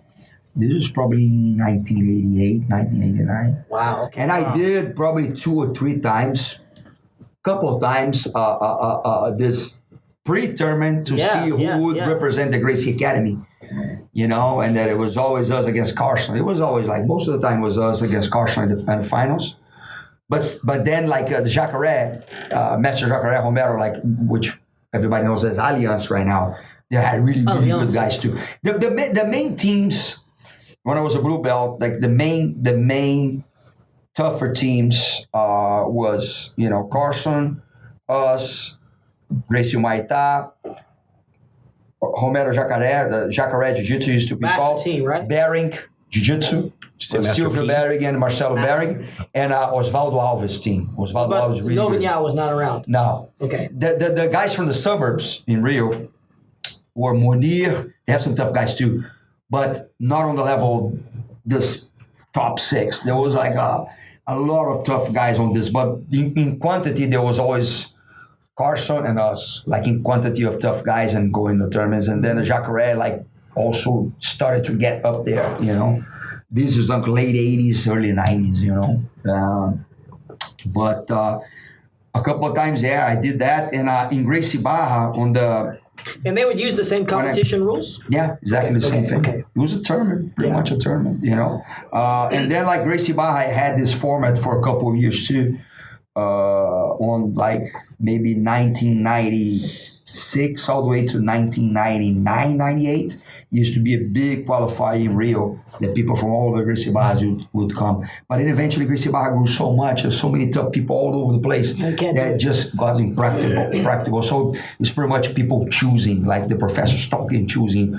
That's pretty much how it is still to this day, Was there always that rule set up so that like there would be like a limited amount of students that actually gain points? Yes, there's always 2 people to represent. 2 for per the weight team. class. 2 per weight class. 2 per weight class. So it's always been like that. Yeah, in the biggest tournaments, yes. Okay, that's interesting. It was always like that. Yeah, a lot of people I don't think know that. They don't know that. Yeah, there's some people compete on the main team, some people compete on. It's a system set up so that large schools and can't a lot just of times overpower it's smaller not schools. and You also, want the best person to win. That's kind of how it is. and also sometimes it doesn't matter like if somebody's from the main team, the varsity team, whatever we're going to call it, and the other person who's not on that team is the best or not. Sometimes like people separate by, this guys train together. So we cannot put one guy that trained together with another guy that trained together in different teams and maybe go in the first match against each other. Yeah. That's not cool, So that's have to take this in consideration too. Oh, okay. Okay, so a team I mentioned before, Novinha. There's 2 guys that run that team, Professor Andre Pederneiras and Wendell Alexander. Yeah, Wendell right? Alexander, yes. Now, I'm not 100% sure, but I think the Wendell Alexander, he came from... He comes from Fada. That's lineage. right. So this is kind of a non-Gracie lineage. It's from Fada, comes from more like... Can you just kind of go into that a little bit? Yeah, the thing is that we used to compete a lot. The Fada guys, they were kind of more from the suburbs of Rio. So who is this Fada? Who's that? Fada is a master that learned also Jiu-Jitsu, but from a different Japanese master. So not from main. Somebody that learned from Aida taught him. Okay. I don't know exactly the name. And he's from Rio. Ono. Japanese called Ono that was in Brazil for a while. Taught this guy's from this kind of like side. They're great too. I mean, GF team comes from this. Sure, They're amazing, you know? Yeah. I remember we used to compete against them. And we were like overall technically a little better than them back in the day. Now was everything the same. Yeah. GF team has like some of the best guys and for a while. Adolfo Vieira comes from there. But they're really good on footlocks. Okay. They're always really good on footlocks. And it's a funny story that I did before. People used to kind of boo to footlocks. Yeah. Because it's kind of considered cheating. More so than guard pulling? It's kind of like more. Like footlock was like kind of like, this guy doesn't know how to pass the guard. Shit. He's like a lazy guy. That's sort of going on today, right? I mean, a little bit. Some guys who only do footlocks don't pass the guard, right? Yeah. I mean, footlocks is a technique just as any other technique. You know, it's just like what I don't agree is that the guy thinks, I only think I need to train his footlock because it's easy to do and very effective. I think eventually they're gonna get exposed, you know. Yes. But I mean, you have to learn the footlock game, of course. You know, it's not that.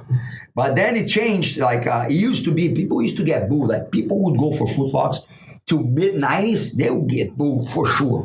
Yeah, it seems like everybody was going for full-logs of booed for sure. The changing points 100%. would seem to be maybe, I think, when Comprito, he beat... That was before. You know what changed this whole thing? Huh. ADCC. Okay. When did that come out? The ADCC started in 98, that people used to go there and train more no-gi and do like... And needed to train footlocks to get defenses and to get against the sambo guys. Yeah. The sambo guys were getting jiu-jitsu guys like because they're not ready for the things. That's when people started to see footlock as a regular technique that it should be, you know. But it was a little bit of prejudice, you know, before. Didn't they have a special nickname for people who only went for footlocks there? Zapatero. Zapatero means shoemaker. Yeah. That's Zapatero. I love that. They used to say, sai daí, Zapatero. Like, kind of like Zapatero is like me, like a guy who cheats or a guy who's like a sleazy guy. Like a dirty game. I feel bad for the real shoemakers out there. They're like, man, what did we do, man? We're just keeping your feet safe. I know. Milan. So I actually, while we have a quick break, I have a reader or listener submitted question. What kind of something they want you to discuss? Deandra McClure is asking. Deandra McClure, okay, is asking for a couple of stories concerning promotions of your students. Some of your best belt promotion stories that you've given to your students, or any special ones that you've seen come to that come to mind. Man, I have under me directly, under my students, over 1,000 black belts right now. Yeah. And black belt is always a special moment, you know. And like if everybody who got the black belt with us really deserved, every single one of them. We have like people, have this saying in Brazil. It's kind of like a little extreme, but it's kind of like like a joke. Is that people prefer to sell their moms than give a fake black belt because you take it really serious, Right. Of course, it's exaggeration, but it's an aggressive sense of humor. We love it. Yeah, but man, the ones that come into my mind for black belts are the black belts that I gave to people who passed away, and they were about to get. Or they just got it, and the one that comes into mind was Thiago. Yes, sir. Yes, I was going to say that. Yeah. Professor Thiago. Thiago was amazing. living here with us, amazing kid, really happy here. He was living in my house for almost a year. We got his work visa done. He was super happy. And then he found out he had cancer. I remember that when he went to Brazil to get his visa renewed and everything, I told him, man, actually, you should go to the doctor because you snore so loud. He's having like sore you throat have like all the time this kind of thing. So go check. Maybe It's like you a have like sinus thing, right? yeah, it was sinusitis. His voice was getting different. And sure enough, went there. The specialist saw there was something wrong. They sent him to an oncologist. They got the biopsy. Sure enough, it was a very aggressive cancer. After that, 6 months later, he died. And then I remember he was there. He didn't have health insurance. I paid for his surgery. I went there, met him, and then he was in pretty bad shape. And it was in December. And then I have a lot of money, and it was a really expensive ticket. But I said, I need to go there. Something's telling me to go there, and I went there. But took a flight from here and went to Brazil. Me, my wife, my kids. And we went to visit him. And I remember when I went inside that hospital, it was really, really, really tough and bad. He couldn't talk. He was with this open, only getting everything through, I don't know how to say it. The feeding tube? Tube feeding. Tracheotomy, isn't it? Yeah. Tracheostomy, yeah, that's the word. And then when I got there, with all the medicine, all the chemotherapy, he was like already, in a pretty bad shape. And I went inside, me and my wife, Monica, went inside and he looked at us and he started crying, but crying. And I cried a lot too. And I didn't know what to say, just hug him and stay there. And then we talk. And then I started to crack some jokes. I like to do that in situations like that. And then it was like a better vibe. And then I gave him the black belt. I remember seeing that picture. He had the biggest smile on his face. Picture is smiling, and he's got his black belt on. And then I gave him the black belt. 2 days later, he died. And I didn't. He was getting the black belt. Yeah, of course. Anyway, he was flying armbar at everybody. I didn't give him out of because I was sad for him because the situation was sad. No, he was a black belt. He was a black belt. If anybody's seen some of the old Gracie Baja, Texas footage on YouTube, and you see a brown belt just flying, triangling people on the ground, triangles, arm bars, everything. That's him. And you know what? His picture's still hanging up. Yeah, I have the picture there. Yeah. He had amazing kid. I trained with him. We used to do private lessons. Yeah. You would bring him to train with me, and I remember two things specifically. He always had a smile on his face. Always. And he always had omoplata for anybody who wanted one. I mean, he always had one. And even if you didn't want one, he'd give you one. Yeah, he had it. If you wanted one, he was there to give it to you. Man, he was just not just a great guy and positive. He was like good on jiu-jitsu, and he was an amazing human being. He really was. I'm not even saying just because he passed away. He was an amazing kid. It was a tough loss, let me tell you this. Absolutely. They say that, like God takes the good ones first. I don't know. It was the case. I don't know. So many bad people to go, but it's his will. The good die young. That's what they say. The good die young. I hope not. I hope they change that, What? That's what Billy Joel. Yeah, well, he's an authority. Right. Yeah, he's an authority. So, Professor, let's keep the controversy going here. Let's get deep. You know what I mean? We talked. We talked before about. That's the second or the third. That's the second. That's the second. We talked before. It's this one you got to worry any about. questions we can't ask, and you're like, you know what? Let's do it. So. Open game. Open game. So there's a lot of people saying, talking about. These, I'm going to date myself a little bit here because these aren't really the new techniques coming out now, but they were new a couple of years ago, and there's some debate about who created these techniques, who started them, and so you have some techniques called the Barambola. You have techniques called the leg drag, and a lot of people are claiming that they made these techniques up. But maybe you have a different opinion about that. I know you have some students that specialize in those techniques as well. The modern berimbolo out of double guard pull going to the back, there is no question. It's a fact. The first one to do that was Samuel Braga, my student. In 2005, he did that on the semifinals and finals of the World Championships. That's a fact. People modernized, made it with a little more details and whatever. But the first one to do the way it's done now was Samuel Braga. And I challenge somebody to say that did before that. Maybe some variations. I think there was maybe some some other ways, but not the double shoulder roll and grabbing the leg and all that stuff. The modern way, it was Samuel Braga. And what about Romulo and the leg drag? Romulo was.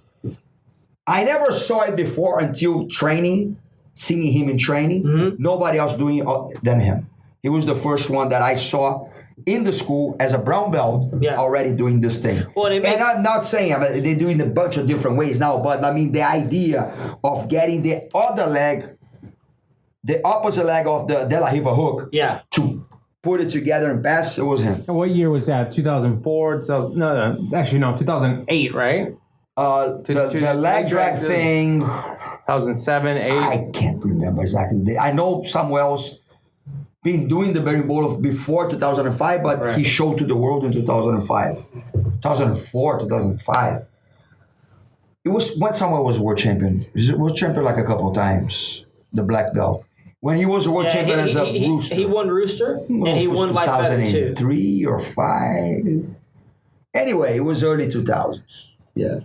It's the evolution of the technique, right? Anytime somebody creates a move or does something, the people behind are going to make it, better, more complete. Well, I think too, what happened with, obviously we're talking about the Mendes brothers here. Like, what happened there is that Professor Samuel using the Barambola, Professor Homolo using the leg drag, but then you had the Mendez brothers came in, and that was like the cornerstone to their jiu-jitsu. Yeah. Whereas Professor Homolo, Professor Samuel, not the Mendez brothers. One of the many things. That's all right. They had many other things that they would do, and the Barambola and the leg drag were simply part of that game they there's did. no questions that they made it popular. Sure, The yeah, Mendez brothers. sure. And that's huge. That's huge. That's huge. And they developed a whole style around it. And a system around it. They're brilliant on that. Yeah. There's no questions around it. But then to say that they invented, I think, is a little bit of a stretch. But even just the De La Riva, going to the back from the De La Riva, that's been long established. For a long There's a lot of time. video of you just hooking the leg over and kicking legs out. And then people As a will video sit of from me that. I was gonna bring this up too. The kiss of the dragon. I was gonna bring this up too. People say the Oh, kiss of the Professor dragon. Brandon loves that name. The kiss of the Loves dragon. that People name. say that reverse De La Riva to the back, or at least going under the legs and trying to get a reversal. There's a match of mine on YouTube that I did this in 1998. I do Well, exactly that. the going in between the legs from the closed guard has been around forever. Yes. That's been around for a very long time. I remember learning this as well. I mean, for a You long just told time. Professor Brandon not to say the name, right? No, I wouldn't say it. He told Professor Lucas not to say it. Oh, right, I just call it inside turn. I refuse to use his names too. Kiss of the dragon. It sounds better in Portuguese. Beijo do Basically, they're dragon. going. Maybe. Quick thing, Professor. If there were a few things you can change of jiu-jitsu today that you can change, either take it back or evolve from today, what would it be? And it could be technique, it could be rules, it could be the way the teams are set up, it could be whatever. What changes would you make in jiu-jitsu? I think it's evolving the way it would normally evolve. I just wish that we could go back a little bit more to jiu-jitsu being a little bit closer to a real fight. Right. And it's tough because people get hurt, but I think it would be a little more entertaining. It's hard to find the balance there. I think that should be something that will bring a little more attention from the other audience that we don't have. We have a huge audience now. The non-jiu-jitsu There's a lot of people that will need to come to jiu-jitsu. You want those people to come. Sponsors and more practitioners and fans and everything. I think that, and I think a little bit more also of the samurai code. Not something crazy or like suicidal or radical or cult kind of like, but a little more respect, It's some discipline and some tough love. Yeah. You know what I think? I think nowadays is like that. We live in a civilized world. And it's amazing that this happening. There's order. There's courts. People cannot do whatever they want. But I think that nowadays a lot of people are getting a point of talking so much bad stuff about others. Publicly, sometimes in front of the other person, because they're not getting accountable for they cannot get they know that if they're gonna get accountable, if somebody really gets an extreme of calling them what they think or even punch them on the face or get in a fight with them, they're gonna get sued, they're gonna get ruined publicly. So people are like getting to the extremes, like on trash talk and on disrespecting people. That man, in our time, that didn't happen. Masvidal. Because if you did, Ben Askren. if you did, you could do. Some people did, but they're backing. They talk crap. It's just like, I talk crap, but if you come towards me, you're gonna get in a fight. I'll beat you up. And they truly believe that. different. And if you truly believe it and you're willing to go, I That's respect different. it. But I respect nowadays, you have people who knows that they cannot beat you up. Professor. There's people who cannot be slapped on the face, they cry. No. And they talk a lot of crap because they know they go, I'm suing you. I You know love what I mean? the interview of Masvidal after the Ben Askren fight. He was like, man, the guy was talking shit about me, my family, my kids, and that's okay because it's before the fight. But Yeah, now after the fight, I can't showboat now that I beat his ass. It's like, that's bullshit. I love that he said, if I see him at Whole Foods, we still got I'm gonna problems. slap him up. slap him up, I'm gonna yeah. slap him up. Yeah, as they say. but true. that's what I think too. No, it's if true. you cross the line talking to hype a match, it's okay. But I still think that certain lines cannot be crossed. Yes. It can't be crossed. And even within those lines to hype a match or to do something, you should be accountable to what you say. If you say something really bad about somebody, you get ready for the consequences. And these consequences can be dealt in a very different way, depending on who the person is and where the person is. A lot of people talk really big here. It's an amazing country that has laws, and thank God for that. But these same people wouldn't do the same thing in other countries such as Brazil. I know for a fact. Brazil's changing now. But, so they don't say it. Or if they say it, they back it up. And it's kind of like, bring it on. I said it, and bring it on. I was impressed too. I mentioned to you today in class, about Ben Askren. He did a interview today with Ariel Helwani, and he's a tough guy, man. You know what? He completely. He said, he goes, look, I got beat. That's that. And he said, Ariel Helwani pressed him about what did you think about Masvidal's comments about in the post fight or his punches after the fight? And he goes, man, it's all part of the game. I get it. I ran my mouth. I did this. I ran my mouth. I get it. You know what I mean? I got it what was deserved. Yeah, Helwani says, are you going to He's a real man to say that. Yeah, he says, are you going to... Because other people would say, you see what he did? Yeah, he punched me after he knocked me out. I'm pressing charges. He said, are you going to... He asked him, are you going to change... That's blame. Are you going to change now that this happened? And he goes, no, I know what I was getting into from day one. I'm there to hype the fight, and I realize there are repercussions for the way that I talk. Yeah. And he goes, I'm surprised it hadn't happened sooner. And it's like somebody. He said, I've been talking shit for a decade, is what he said. Whether it's MMA or jiu-jitsu, someone who's an asshole, let's say they're an asshole, and they back it up, and he at the end of the day, if he doesn't care, he's like, I'm a fucking asshole, then I respect that. Well, you know what I think, Professor? What do you think if we change the law, okay, everybody gets one open hand slap, no questions asked? I would like that rule. I think that would change the game. I think people would shut up. They would just shut up. A lot of the guys who talk crap now wouldn't do it. Yeah. A lot would do it because they're men enough. Yeah. Like you said, they are who they are. Whatever. I'll tell you what, Professor. I went to Brazil in 2011, and I went to a few schools, and it's like you said, it was like... Oh, so you just jumping around? No, I wasn't jumping around. Creonchi. I'm not. No. Creonchi. Does Professor know about that? Some water there. Creonchi. So I went to. Professor, I apologize for having this here. I'm sorry. I didn't know this was No. So what we were bringing black belts in, right? No, it's a drink. It's a drink. Except Isai. No, that's vodka right there. That's full of vodka. That's straight Tito's and high C, baby. Vodka. So that's cachaça and lime juice. So quick story. I went with a few training buddies, and we saw these guys grappling. Pretty much hit. It was like a fight. Yeah. These guys bleeding by the nose, and I just remember first day we had just been like an hour or two. I looked to him like, oh shit. But guess what? We got in there, and I had to culturally adapt or get out. Yeah. On spot. And so it's the same thing here, right? Same thing here, man. We gotta adapt, and you know what, man? I think it's better. Thank you, sir. It's better like that, civilized, than chaotic. In all honesty. Well, there's pluses and minuses to collateral, both. But I just think that, we don't need to be monks. Oh, we can curse. Oh, we cannot hype a match.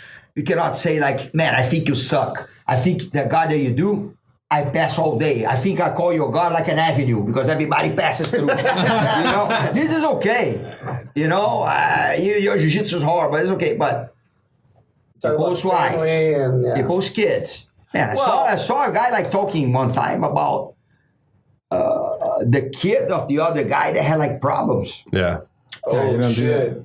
Yeah, you're like that. That's why I have a kid with a problem. Yeah, you deserve that. Come on, man. You can't say that. This is a reason the guys get killed. It's honestly. Yeah. You may win that fight, but that parking lot battle is gonna be tough. Well, you know what? I don't understand this. Is we've all competed here, right? And when the match starts, you shake hands. When the match is over, you shake hands. Right? Yep. That's your obligation as a competitor and as a sportsman. If you're in a small division and you lose, you got to go to the podium. Oh, yeah. So it looks like, so people know that there's other people competing there, right? That's part of your obligation as a sportsman. However, I think it ends there. I don't think you have to be best friends with everybody you compete against. No. And I don't understand this mentality of you need to give each other hugs every round and you need to high five after the match and you got to love everybody. I don't understand that. Professor, what do you think? It's a combat sport. Exactly. You don't have to accept Facebook. We're pretty much going there to beat each other up, to try to choke each other out, to try to stretch other arms out in a fair way, within the rules, in an honorable way. But it's a combat sport, you know. I never dealt well competing or fighting against somebody that I liked personally. Never liked it. Let me see. Try to separate that business. A little bit of very few times I've competed against people that I really didn't like or I really had like this heat going on. Can you remember one of those times, Professor, and share it with us? You don't got to use names. And it's probably hard to compete well when you really don't like someone, right? Well, there's a couple of times against some bad people that was I knew it talk crap about me. They're fake and yeah. I guess it would depend on the person because some people get really motivated when you have somebody that's been talking shit about you. Yeah, it depends on the person. It depends. Some people that mind. I mean, I personally don't. I don't do well if I don't. Because you just want to and it just gets you out of your head. I like to have a little bit of what's the word? So I don't.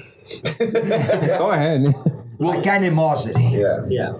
Doesn't need to be hate. Hate's not good. It makes it easier. Hate is bad. Yeah. Hate's always bad. Well, because it can cloud your mind and your judgment. Yeah. Your emotion. You just gotta not like the person, like me and Isai. I had a rivalry with many people, and there was people that I competed against that we went back and forth. I won some, they won some. There were people that I competed against that I always beat them and they never beat me. And there were people that I competed against that I never beat them and they always beat me. And I remember there was a time after a tournament and this person came over to me and he was kind of a rival. Any names? You told me. No, I'm not gonna say any names. You know, well, you know what? I mean, I respect the person as a sportsman, but I don't care for him. But he came over and he was asking me we were in different weight divisions and he asked me about my match and I was like, it just very short. I was like, it was great. I won, whatever, you know? And he's like, hey, what's wrong? I'm like, I don't like you. That's what I said. You know? And he goes, well, yeah, I get it. You know, we're competing against each other sometimes, but we're not always going to be like that. Like, you should come to my school and train, you know? And I'm like, I don't want to. That's never going to happen, ever, you know? And so did you ever have I mean, can you tell us about a time where you just really didn't like somebody? Yeah, again, you don't got to say any names. But just kind of tell us a story about. You can. But you don't have to. Yeah, you're welcome to say names, but you don't have to do. I don't want the restrictions to be put there. Was there any time you got into the match, you know, you beat the guy, and then after the match you're still like, no, I don't like you?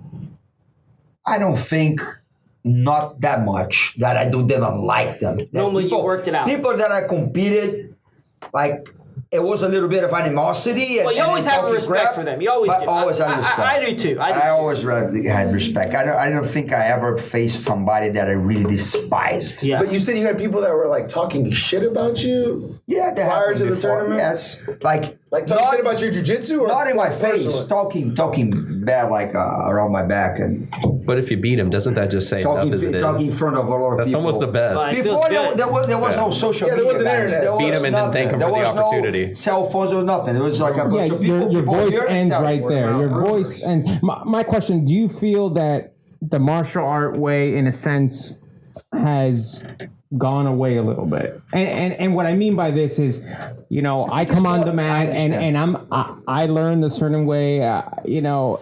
And even my son, when I have him get on the mat, I have him go to everyone. You know, if he comes in late, you know, Matias is the most samurai 4-year-old. He got the best technical stand up in the school. He has to shake everybody's hand, and then you know, I think this is really cool. I think it's very educational. I just think that we live in a world now, in the modern world, that it has to be. You can never cross the line too much to make the thing is kind of like an occult.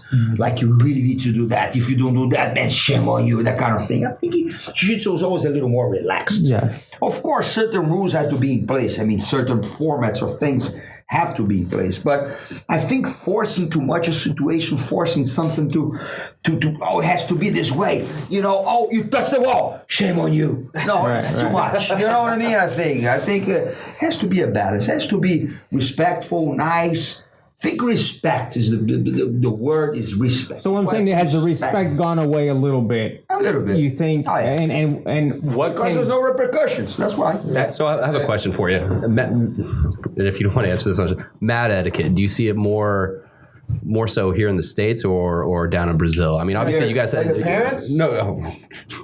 We're not going to get into that topic today, buddy.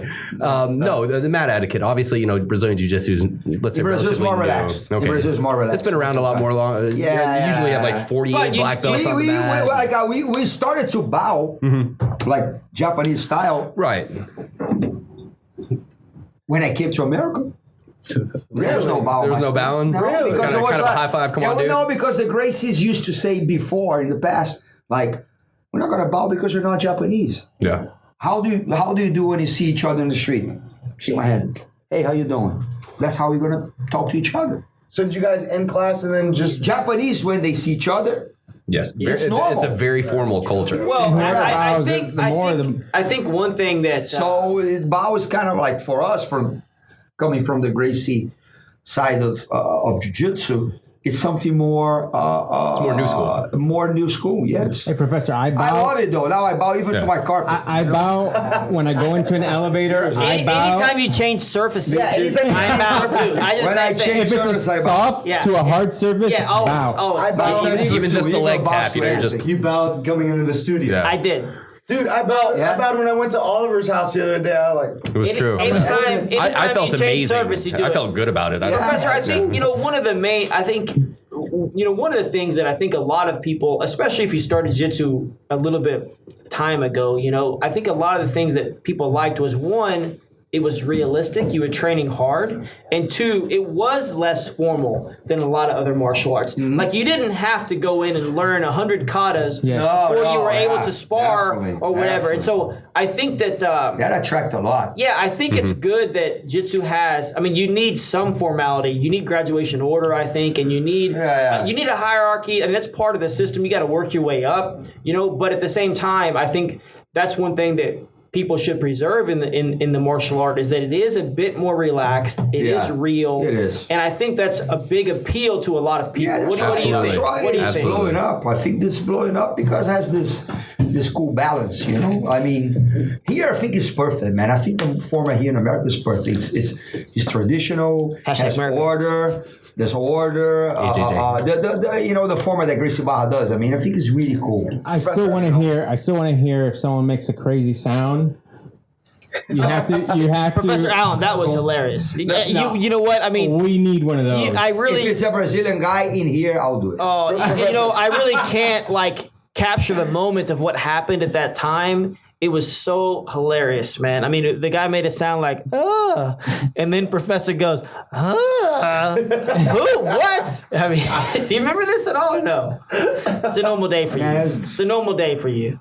Man, wow. We can't be here forever. But one last thing. One thing that I've noticed is as time has gone by, jiu-jitsu's training has been a little safer, right? Because, man, I remember starting out. Well, it got more technical. It's more technical, and it's not. You learn from the mistakes. Yeah, too, of course.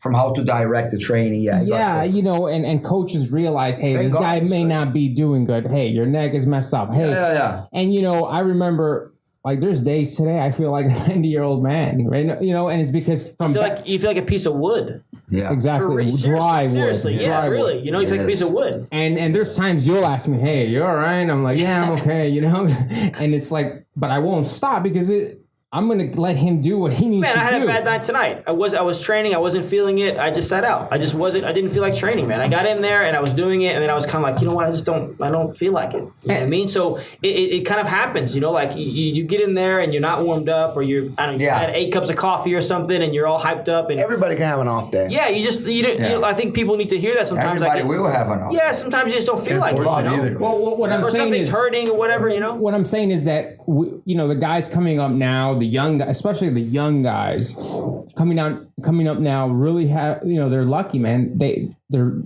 training in a safer environment. Yeah. Culturally, it's more technical, right? You have coaches and professors looking out for the best structured, the best interest in them to be better than them. then, maybe a few years ago, 10, 15 years ago, 15, 20 years ago, it may have been a little different, right? Yeah. Well, you didn't have the resources back then as well. Right. I mean, now things evolve, and evolve for the best. Actually, it can be like think about the past and say, oh, the past, oh, blah blah blah. But it changed for the best. think about it. Speaking about evolution, so I'm not sure if you've seen this recently, but now there's a bare knuckle boxing organization. Yeah, I saw that. It's pretty cool, actually. I think guy, it's really neat. that guy, Lobov, right? Is his name? Art Lobov. Man, it was hitting. What's his name? Art. Yeah. That guy's tough, man. Now what? Russian hammer. Look, his face knows his stuff. Russian hammer. So if they're having a bare knuckle boxing, right? What do you think the possibility of them kind of restarting bare knuckle MMA? And are you in or are you in favor of that? How does it change? It's a very pure form of combat, which would change a lot the game How? if that came How? back. For example, punches. Be grappling heavy. People you wouldn't see that many knockouts anymore for sure. You're not gonna see haymakers. For sure. You may see a lot more elbows. Because you would see more cuts, so people would fight differently. Mm-hmm. You would see a lot of broken hands. If people fight the same way they fight now, they hands are done. couldn't do it. They'll break their hands like instantly. Do you think fighting bare knuckle is, I mean, this is kind of a ridiculous question, I'm just going to ask you, is it more realistic or less realistic? If you're trying to figure out the best fighting style, is that more realistic or less Of course, realistic? it's more realistic. If you're on the street and somebody say, "What's up?" you're gonna put your gloves. Sure, exactly. If somebody pulls some gloves on me, you'd have to turn around at that. I think it's more. I think it's more realistic, but like we said always wanted before, to it's safe. hang It's gonna be, out. we're gonna play it the safer way, right? I mean, it's more of a sport right now. It's like judo, right? They It's changed the sports. rules. And that's okay. That's totally okay. It's an amazing sport. People are making a lot of money. Everybody's happy. That's fine, But If you were to fight again, would you want to do it with MMA gloves or bare knuckle? bare knuckle. Bare knuckle. Why? For me, it's better. I'm a grappler. Did you have to measure your punches more whenever you were choke bare knuckle? easier. Yeah. I'm not gonna try to throw punches with all my power. I mean, if I mounted, maybe, but I mean, not like the way that it is today. I would fight different. I think for a grappler, bare knuckle was better. I really. So you can't unload on that. Well, it's easier to get submissions, getting the neck. I mean, Easier to get submissions. You Yeah, have so- more dexterity. you have the feeling of If the you haven't been in a tips fight, my hands are twice the size. 'Cause Yeah. we have Yeah, a it's cast totally on. different. We have a cast on, and Yeah. then after that we put on the gloves, and the gloves are already big too. Man, he gets like a minimum 2 hands. Yeah. feels like So a rocket. what It's a totally different game. What do you think about this? We've talked about this before, and I've said it many, many times. I think it's kind of ridiculous. So in MMA right now, if there's no action on the ground, they stand it up. Oh, I love this. Now, what do you think about if there's no action on the feet, they put it on the ground? I agree. Because why so only the grappling part is boring? Exactly. I see a lot of really, really boring fights. Striking. MMA fights, striking. They're kind of like, Nothing. move around. Nothing. Move the head. I think it's because they have the boxing And then background, the judging. They're not It's engaged. unfortunate. What about if you end the round This happens- on the ground, you start the next round on the ground? Yeah, that's interesting that would be too. really good. Because you know what, and Professor, I want to hear you on this. We've talked about before, but if a jitsu guy loses, the next day in the news, it's always this: is jitsu dead? Always. Is jiu-jitsu dead in MMA? Now, if a kickboxer gets submitted, there is no headline is kickboxing dead. Nothing. What do you think about the bias towards strikers in MMA? It's because it sells more. We have to The uneducated can understand. people are not striking. educated. A lot of the guys that drink beer in a bar and look and go like, and all that, they understand that crazy bra standing up. Some of those people are here in this room right now. Everybody's a knockout artist. They appreciate it. So this sells more it makes more money to the promoters, so the promoters will push more for that. Yeah. That's simple mathematics. Boxing's $1 billion sport. Jiu-jitsu has not hit that yet. That's why one of the things about jiu-jitsu is you have to be educated, right? It's easy for We're a not there guy. yet. It's easy for a guy that has never trained a single fucking day in his life to look at a boxing, kickboxing, MMA fight and understand what's happening. Yeah. But like, this happened at the Third Coast Grappling. We have blue belts under us that they flat out told me, they're like, yeah, some of the times I didn't even know what happened. I was like, yo, what happened? He's like, oh, I don't know. He just scored 2 points. So it's like even people that train don't understand the It's more system. complex. So you need to educate yourself. If you go to Japan and you see the one, or back when they had Pride, it hit the ground. People were quiet. People liked it. They were People paying liked attention. it a lot. Man, people would say like, "Oh." Yeah. When You people get pass the sweet. guard. Yeah. They pass the guard, people, "Oh." Yeah, they're more educated. Yeah. I also like the fighter entrances in Japan. And the 10-minute first round. You know, you have a lot of fighters I love the 10 dancing. minute. I love the 10-minute first round. That was so cool. That was amazing. Another thing, Good time. you even saw it at Third Coast when you had Johnny Boy match. Everybody was silent. I mean, everybody knew what was going on, right? So That was a great match. yeah, That was a great match. Man. Well, Johnny Boy's the man. man, that was an amazing match. he puts it out there. Man, Johnny Boy's different level. And I'll tell you another match that was amazing that He did great. that surprised me too was Jim Erbil. That was a match. That was Erbil? a battle. match. I know I said it wrong. I know, and he talked to me before about it, and I still said it Jim wrong. had beat the guy before. He was Yeah. up And 9-0. then it was up to 9-0, and then the guy It was, came back. it was like That a amazing. clinic. It was amazing. It was amazing. I was It excited amazing. about both those fights. It was really amazing. I remember I had just changed out. I had just Yeah. taken a shower. I came, I saw, I was like, oh, Jim's winning. Cool. I'm going to go put my shoes on. Man, I mean, it was amazing. I think it was like 9-0 or 10-0. And then went to I think a little bit more. 13-9 or something. Yeah. I think it was, 11-9, I something think like I saw 9-0. So It was 9-0. So I'm thinking in the next Third Coast, we need to see maybe Professor Dracolino get on there. There's rumors, Professor. I've heard Can you some stuff. confirm or deny those How about rumors? your rumors too? Oh, this is about you, Professor. This is about you. I'm sort of your guys' weight. I can train with you guys. You can't make the weight, Professor. I'm just saying. That's I'm no. close enough, right? Look, I never said in my life that I'm retired because I think a lot of times that people say they're retired, they want to just be in the headlines. I'm retired. And they're retired again. Yeah. And they're retired. Yeah. You know, so I never said I'm retired. It's like Tito Ortiz, But right? I don't see for a while myself competing or fighting again. I actually think it was easier for me to get in a fight again than compete in jiu-jitsu. So, I did jiu-jitsu for many years. I saw you hitting tie pads. Yeah, the it's other just day. for keeping me in shape. I have a question for you, look pretty Professor. sharp. Just to keep myself in shape. What name would get you back into the jiu-jitsu competition game? Or two? This is a good time to name names. We encourage it on this one. Just honestly, man, I think about it. That's some interesting matches that could happen. But I don't think there's anybody that really, really gives me appetite. I mean, Honestly. you fought jiu-jitsu for so long, Professor. I've been fighting jiu-jitsu since like 1985. It's like going to the grocery Professor, store. what do you? Yeah. For all these years. And I mean, I love it. I still go there and feel the itch and all that. But it's something that I'm in a moment of my life that it's not something that is like bothering me in a good way. Man, you got to do it. Nothing to prove, right? So, And it's not even that nothing to prove. It's just like I would have to have like a very deep desire. And if I'll do it, if I decide to do it, it's gonna be in. I'll be ready. I may lose or may win, but I'll be ready. Professor, so Be ready. what would you think And about? that is so busy for a lot of other things that I have to put a lot of other things behind or waiting.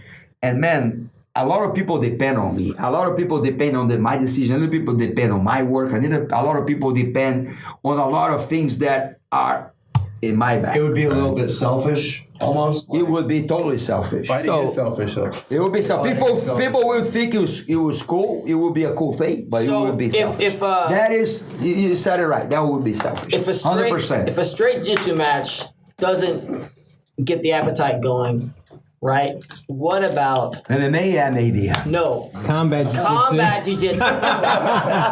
So combat Open hand jiu-jitsu. strikes. Under the slaps? That's right. Only on the ground. What about that? but you can like palm heel Yeah, it's strike. kind of in the middle. You can it's like not MMA. We can even make hype jiu-jitsu. videos. What about It's that? the boss route It's approach. jiu-jitsu or a fight. That's it. Nothing against the combat jiu-jitsu. It's cool, actually. Yeah. But, nah. There's some promotions out there I that have either some do funky, jiu-jitsu or I funky sets in there. do fight, like I did before. Okay, so we're gonna. Maybe a Japanese older guy my age, like a MMA fighter against me. That would be something that maybe, yeah. Okay. There's a lot of them out there. But would you? Is there any name that or somebody? Because they never quit. They don't tap. They die, and I'm kind of the same way. And So it's you're a there to help them with Japanese that. against the Paraíba. That'll be good. Is there any names that could maybe even get you out for, let's say, I don't want to say like a demonstration match, but kind of like a, hey, this is how jiu-jitsu. Well, is now they're kind of having thing. in Abu Dhabi Pro, very close friend of yours and somebody I looked up to a lot just through video. Alexander Soka. Soccer. They're having these matches in the Abu Dhabi Pro, kind of these legends matches. Legends matches, yes. You know, Megaton's fighting, Soka's fighting, Hapsamura's fighting, all of these guys. Does that kind of stuff interest you at all? I got invited for the one 2 years ago. 2 years. But it was 2 weeks notice, and I had a similar schedule. But I got invited by the organization. Did they have an opponent or just they just said, what do you think about it? I don't remember. I think it was something about Yuki Nakai. Oh, no, Yuki Nakai. That was a great match. Yuki Nakai was maybe a possibility at BJJ Stars. Okay. But I think he's also retired. I think that's a great De La Riva match right too. there. De La Riva, these guys are retired. Yeah. I mean, retired kind of. I don't know if they're retired, but they. They haven't fought. And in a I while. understand completely, man. Damn. And honestly, they're great. I think it would be really, really good matches, but I don't have like all that appetite to go and say, man, I would love to do it. Yeah. Like I used to be in the past. Before I went against Hoyle, I was like, man, I would love to go against Hoyle. Even though there's it's no different. animosity, it's just that drive to go and compete and It will be do maybe it. the first time I'll compete against a guy I respect a lot. And I don't know, man. Yeah. It'd be weird. I come from a time that it was like, We'll just make it a very promoted flow roll. How about that? Kill or be killed. I don't say no, but I don't say yes. Let's see what happens. You never know until the offer's there, right? Exactly. Well, That's what we like to hear. shift gears a little bit here, and this is a bit personal for me, but I'm curious, and I'm just gonna ask it flat out. Multiple times, you've questioned my sexuality. You've called me gay many times. Professor, there are many girls out there with ringworm that will prove you And wrong. So I'm just going to give you a couple scenarios. I'm just curious to know what about those scenarios made me so gay at that time. One, I came to work wearing a cardigan sweater. That was it. I don't even know what it is. It's just a simple sweater that you button up. It's a gay outfit. He was wearing. Simply a button-up sweater. That's one. Now, number two is even more. So I could understand maybe the cardigan sweater. I kind of get it, sort of. Now, there's a second time. Coach Ricky and I were talking about it, and neither one of us can wrap our heads around it. I showed up to class. I had ridden my bike from my house to the gym. It was a fixed gear bike. Did the bike have a seat on it? It had a seat on it. There was a It was seat. just a tube. Checking bike. There's a seat on it. Okay, questionable. it was a white and black bike. I call it the Stormtrooper. Right. And We don't see color. I brought in, and I was just kind of leaning it against the wall. That's right. And you called me a slur. I'm not going to repeat. It this had to do with my sexual preference. And what I'm most curious about is, what about that bike was so? It had you on it. I don't remember that. It wasn't the Asblaster 3000, was I it? really don't remember that. It wasn't the Asblaster 3000. I remember it. Hey guys, Roberto. look, for the record. For the record, look. I am not even close to have prejudice against. No, Professor, this is about me, Professor. Hang on. I wasn't trying to imply, no, sir. In Brazil, it's not that people have prejudice, but people make jokes about anything that gets close to a certain stereotype. Yeah. So this guy, for example, has like kind of like a nerdy stereotype. Or a bike? He's like nerd. Yeah. Hey, nerd, whatever. If he looks like a little more metrosexual or kind of like they call him gay. Yeah. But it's not like, it's like in the fun way. It's like, Right. you know? We appreciate it. I enjoy it. I mean, I'll take it. It's all. I love the joke. It's like a nice. It's not like something pejorative or something like hateful or something like or present. Not at all. It's like we said in the Not at beginning. all. It all comes from a place of love. No, I love it. I said I get it with the sweater. I get it. You just want to know how to Get it. change. You know what I mean? I think get you it. probably had like a pink sweater or something. I don't know. No, it was gray. But very. He's like, I still wear it every other Thursday. It was has buttons. fitted. It has It fit me buttons. properly. It has That's buttons. correct. I will not apologize for having style. I won't do it. But the I bike. don't like style that's you sometimes you put like a red pants. What's that? What's wrong with red? It's not my thing. JustRedPants.com. But I want to know. I think like some girls will look at you, and I know you love girls. They would be like, Oh, Professor Brandon loved the ladies. maybe he I doesn't- love the girls. does he Yes, though? maybe they think that guy. He's is a looking out for good-looking you, guy, but He's gay. good-looking Are they guy, like- but I don't know. Are they like, he looks like a guy I want to snuggle with or a guy I want to go shopping with? Yes. Yeah. Kind of like that, buddy, you know. They're gonna take him shop. They're gonna take him shopping.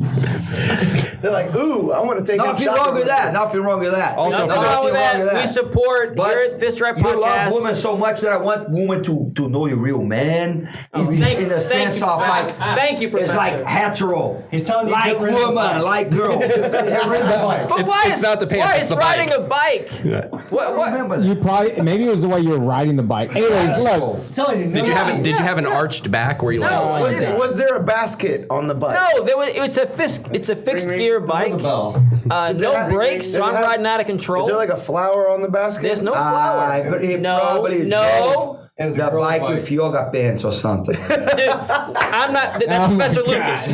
Professor spats. That's Professor Lucas. You No know gi that. spats. I don't wear no. I don't wear You yoga get pants. roasted online for when you were in Europe and you were riding a girl's bike. That wasn't a girl's bike. It was a unisex bike. That was. Thank you. That was not a girl's So bike. technically, Europe's a bit more progressive with their two-wheel It's a bike transports. that a woman could Man, ride. Zach, you went deep on the Facebook there. Oh, yeah. You went deep diving. You know, this is all about being on a do our team, research. being with people you like. I mean, every now and then Well, we'll be yeah. training, and I'm like, I'm gonna pass the shit out of you, guard. Yeah. and we're just cracking a joke, Yes.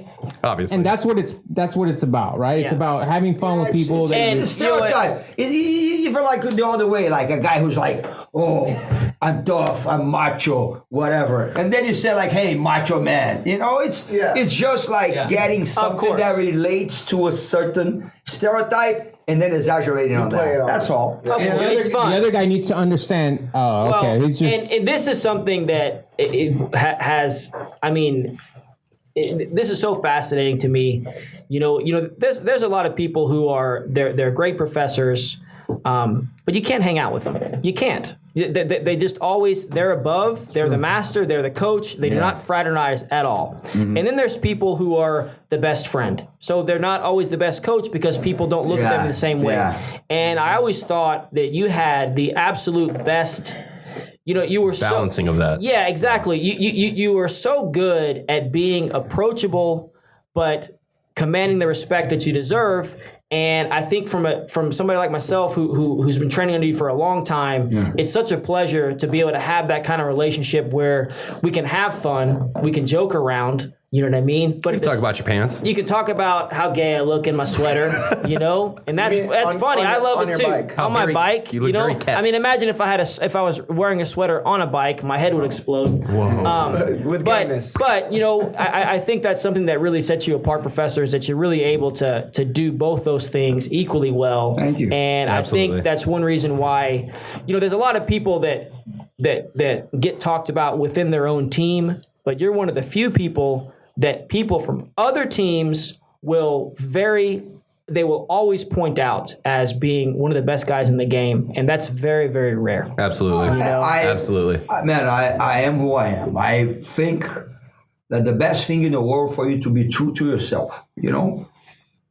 Everybody who deals with me or knows me or have a relationship with me knows exactly how I am. I'm kind of like transparent. I don't fake anything.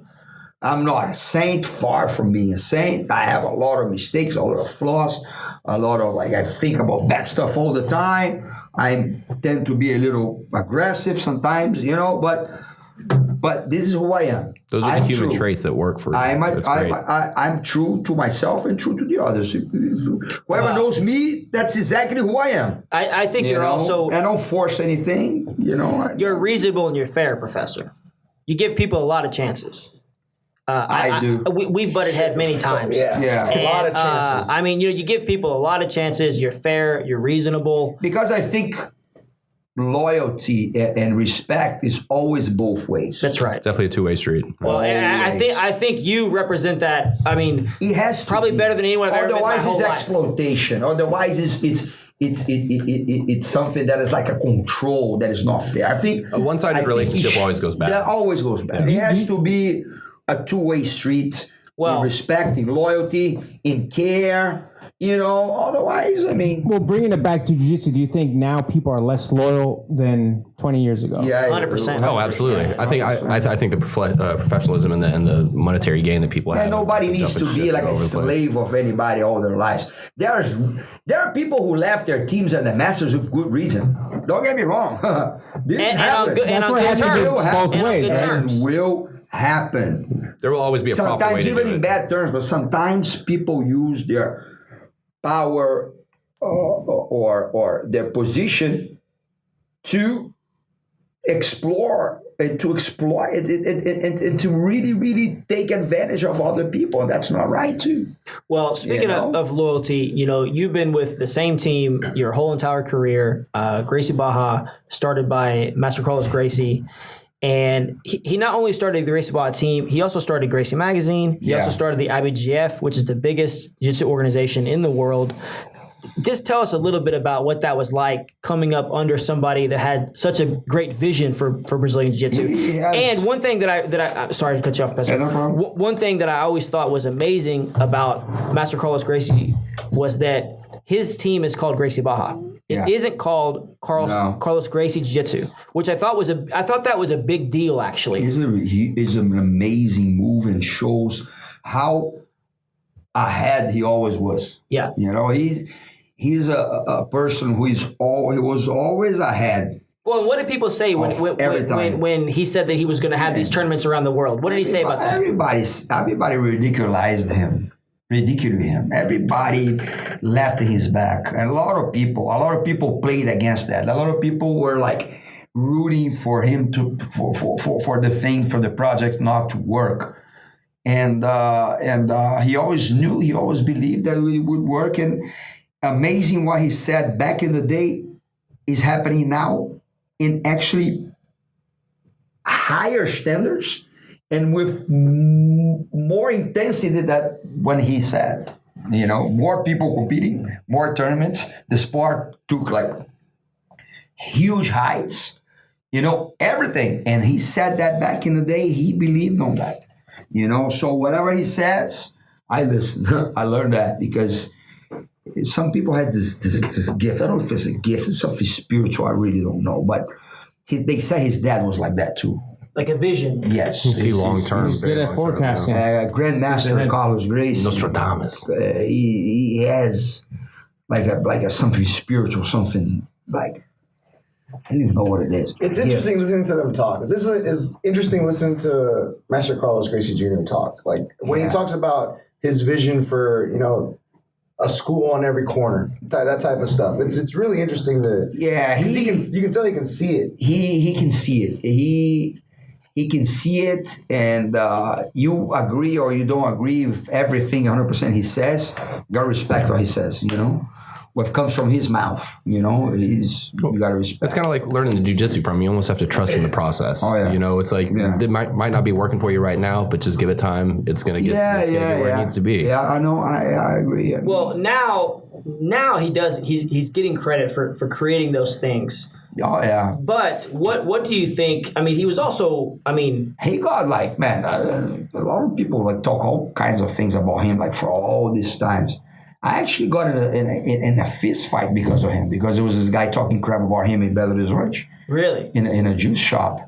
Sucos. Yeah. And but it wasn't even a fight. I mean, it was a fight, but it was a fight, but they split really quick, and the guy was talking mad crap about him. Yeah. Like, oh man, he's like a crook, and he's only for the money. And Was it another jiu-jitsu guy? Yes. Oh, okay. Well, and a lot That's of like, man, don't talk about somebody that you don't know. He's my master. Don't talk about. You're not gonna talk bad about him in front of me. He goes like, it's true. Why? You have a problem with that? I say, I have a problem with that. So what are you going to do about it? Before he finished the phase, he got slapped.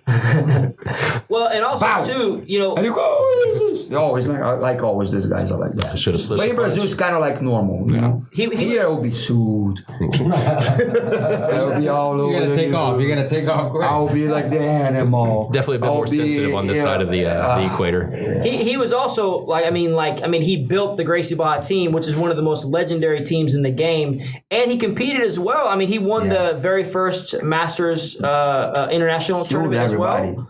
He's the toughest 63-year-old man on earth for sure. What do in you jiu-jitsu for sure. What's something that he told you? You train with him, you see, you feel. I don't think there's nobody on this earth with 63 years old in jiu-jitsu that is better than him. Tougher than him. What's something that he told you when you were coming up through the lower belts that had a big impact on you as far as jiu-jitsu, Master Carlos is always a guy who it's very hard for him to make a compliment. Okay. It's more like always like we have some people like that in the room. Yeah, yes, kind of like you. So when they come. I remember one time he looked at me training.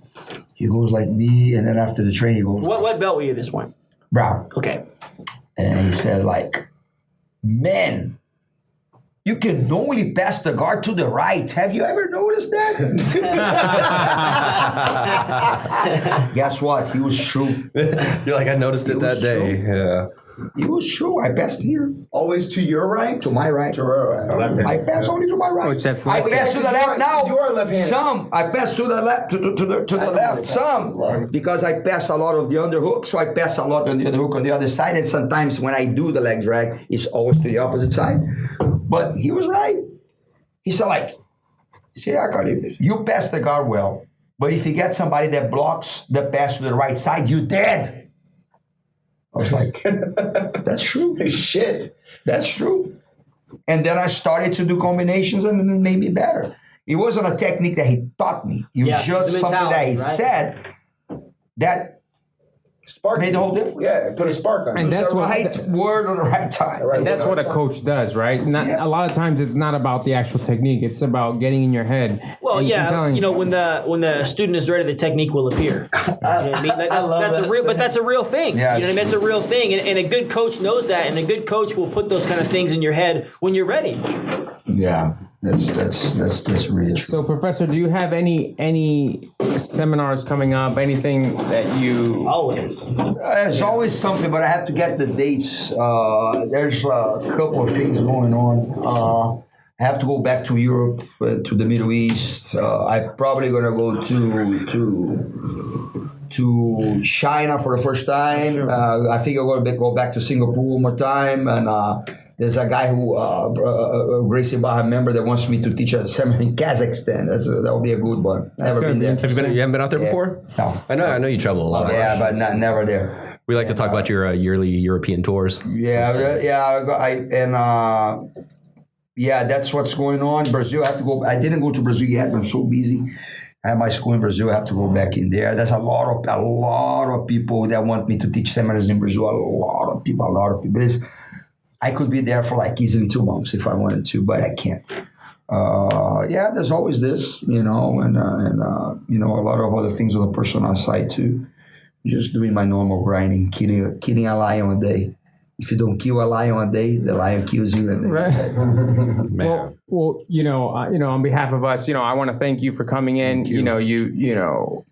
Aside more than from 2 hours already. Yeah, pretty much. Aside from dying being, here, I'm and I'll say this too: the we listeners. came from the class. A lot of people don't know. We came from the class. The whole. I'll say this too to the listeners. Generally, it's good advice to not meet your heroes, because they will disappoint you most of the time. And I've had this happen to me. You meet somebody you look up to, and they're, they're kind of like an asshole or something.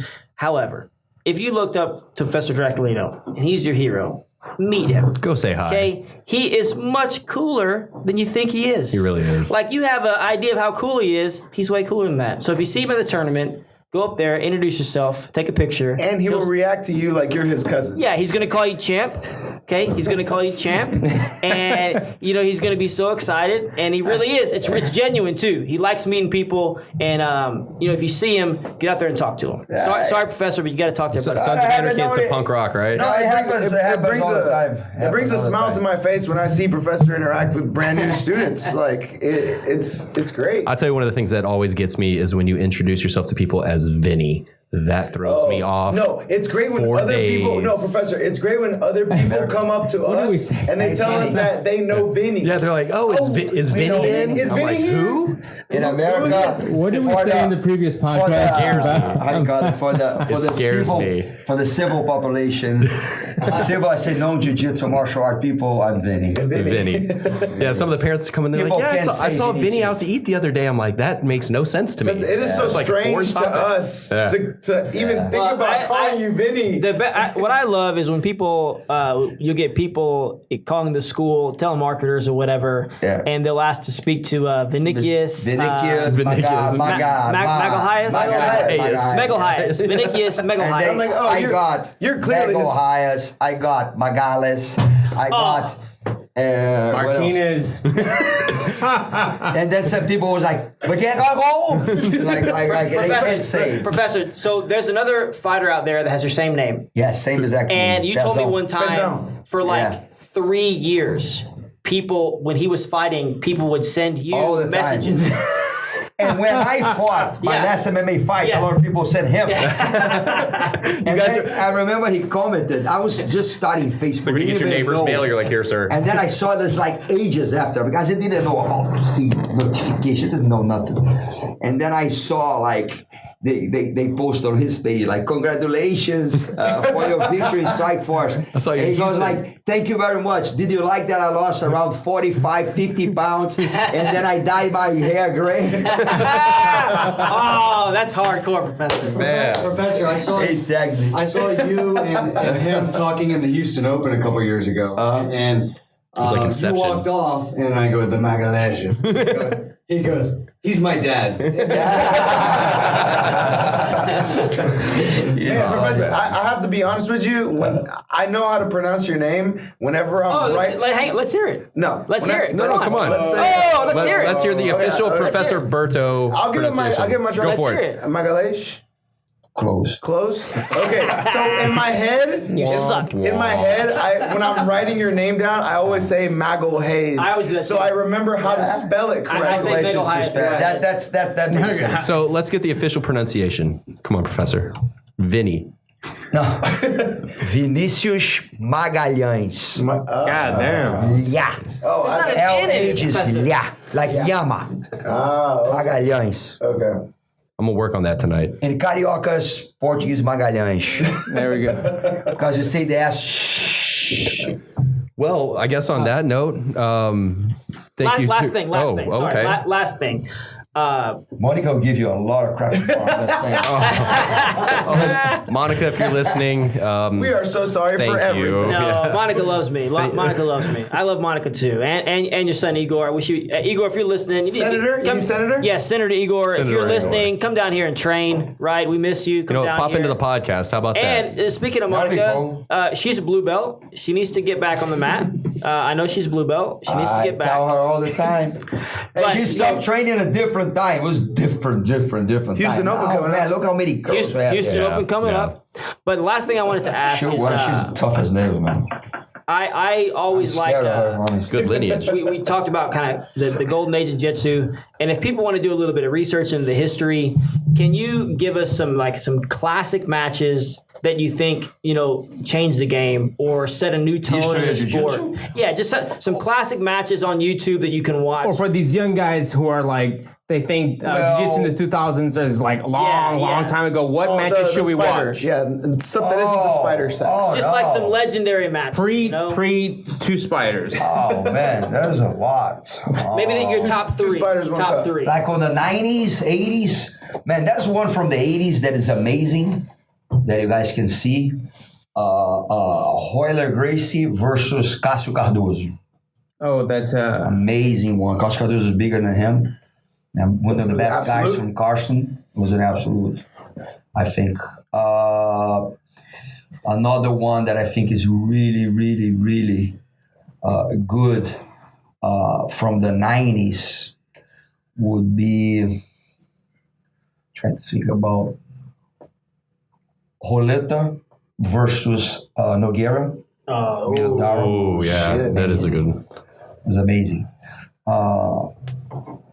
I would say Margarita versus Saulo Ribeiro. And his brother Janji, in the same tournament. Roger Gracie Also good. versus Jacaré and the Brown Belt. oh, Yeah. Oh yeah, that's a good one. You know, that's a lot. Yeah. A lot of good ones that they're going to have a lot of fun marching. Fall into a good right. rabbit hole on that one. That's That's a a good lot. search.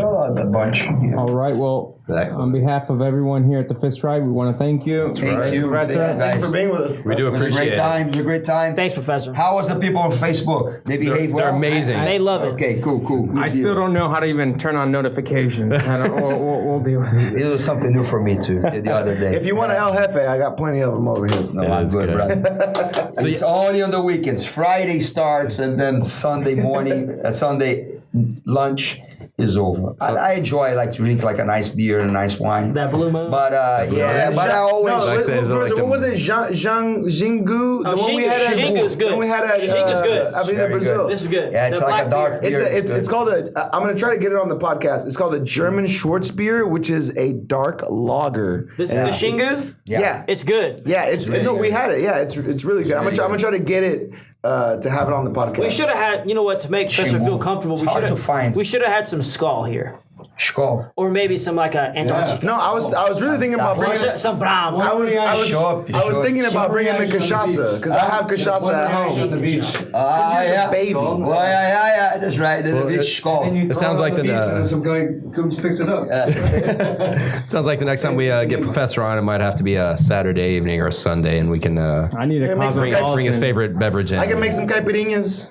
Oh my goodness. Don't ever do that. Don't ever do that again, Bruno. Capivacha. Don't ever do that again. Don't do that. All right. Well, thank you again, everybody, for you, listening to guys. Fist Drive Podcast. We will check you on the next one. Play that beat. JustKeepPants.com. Always free shipping. Okay. Single guarantee.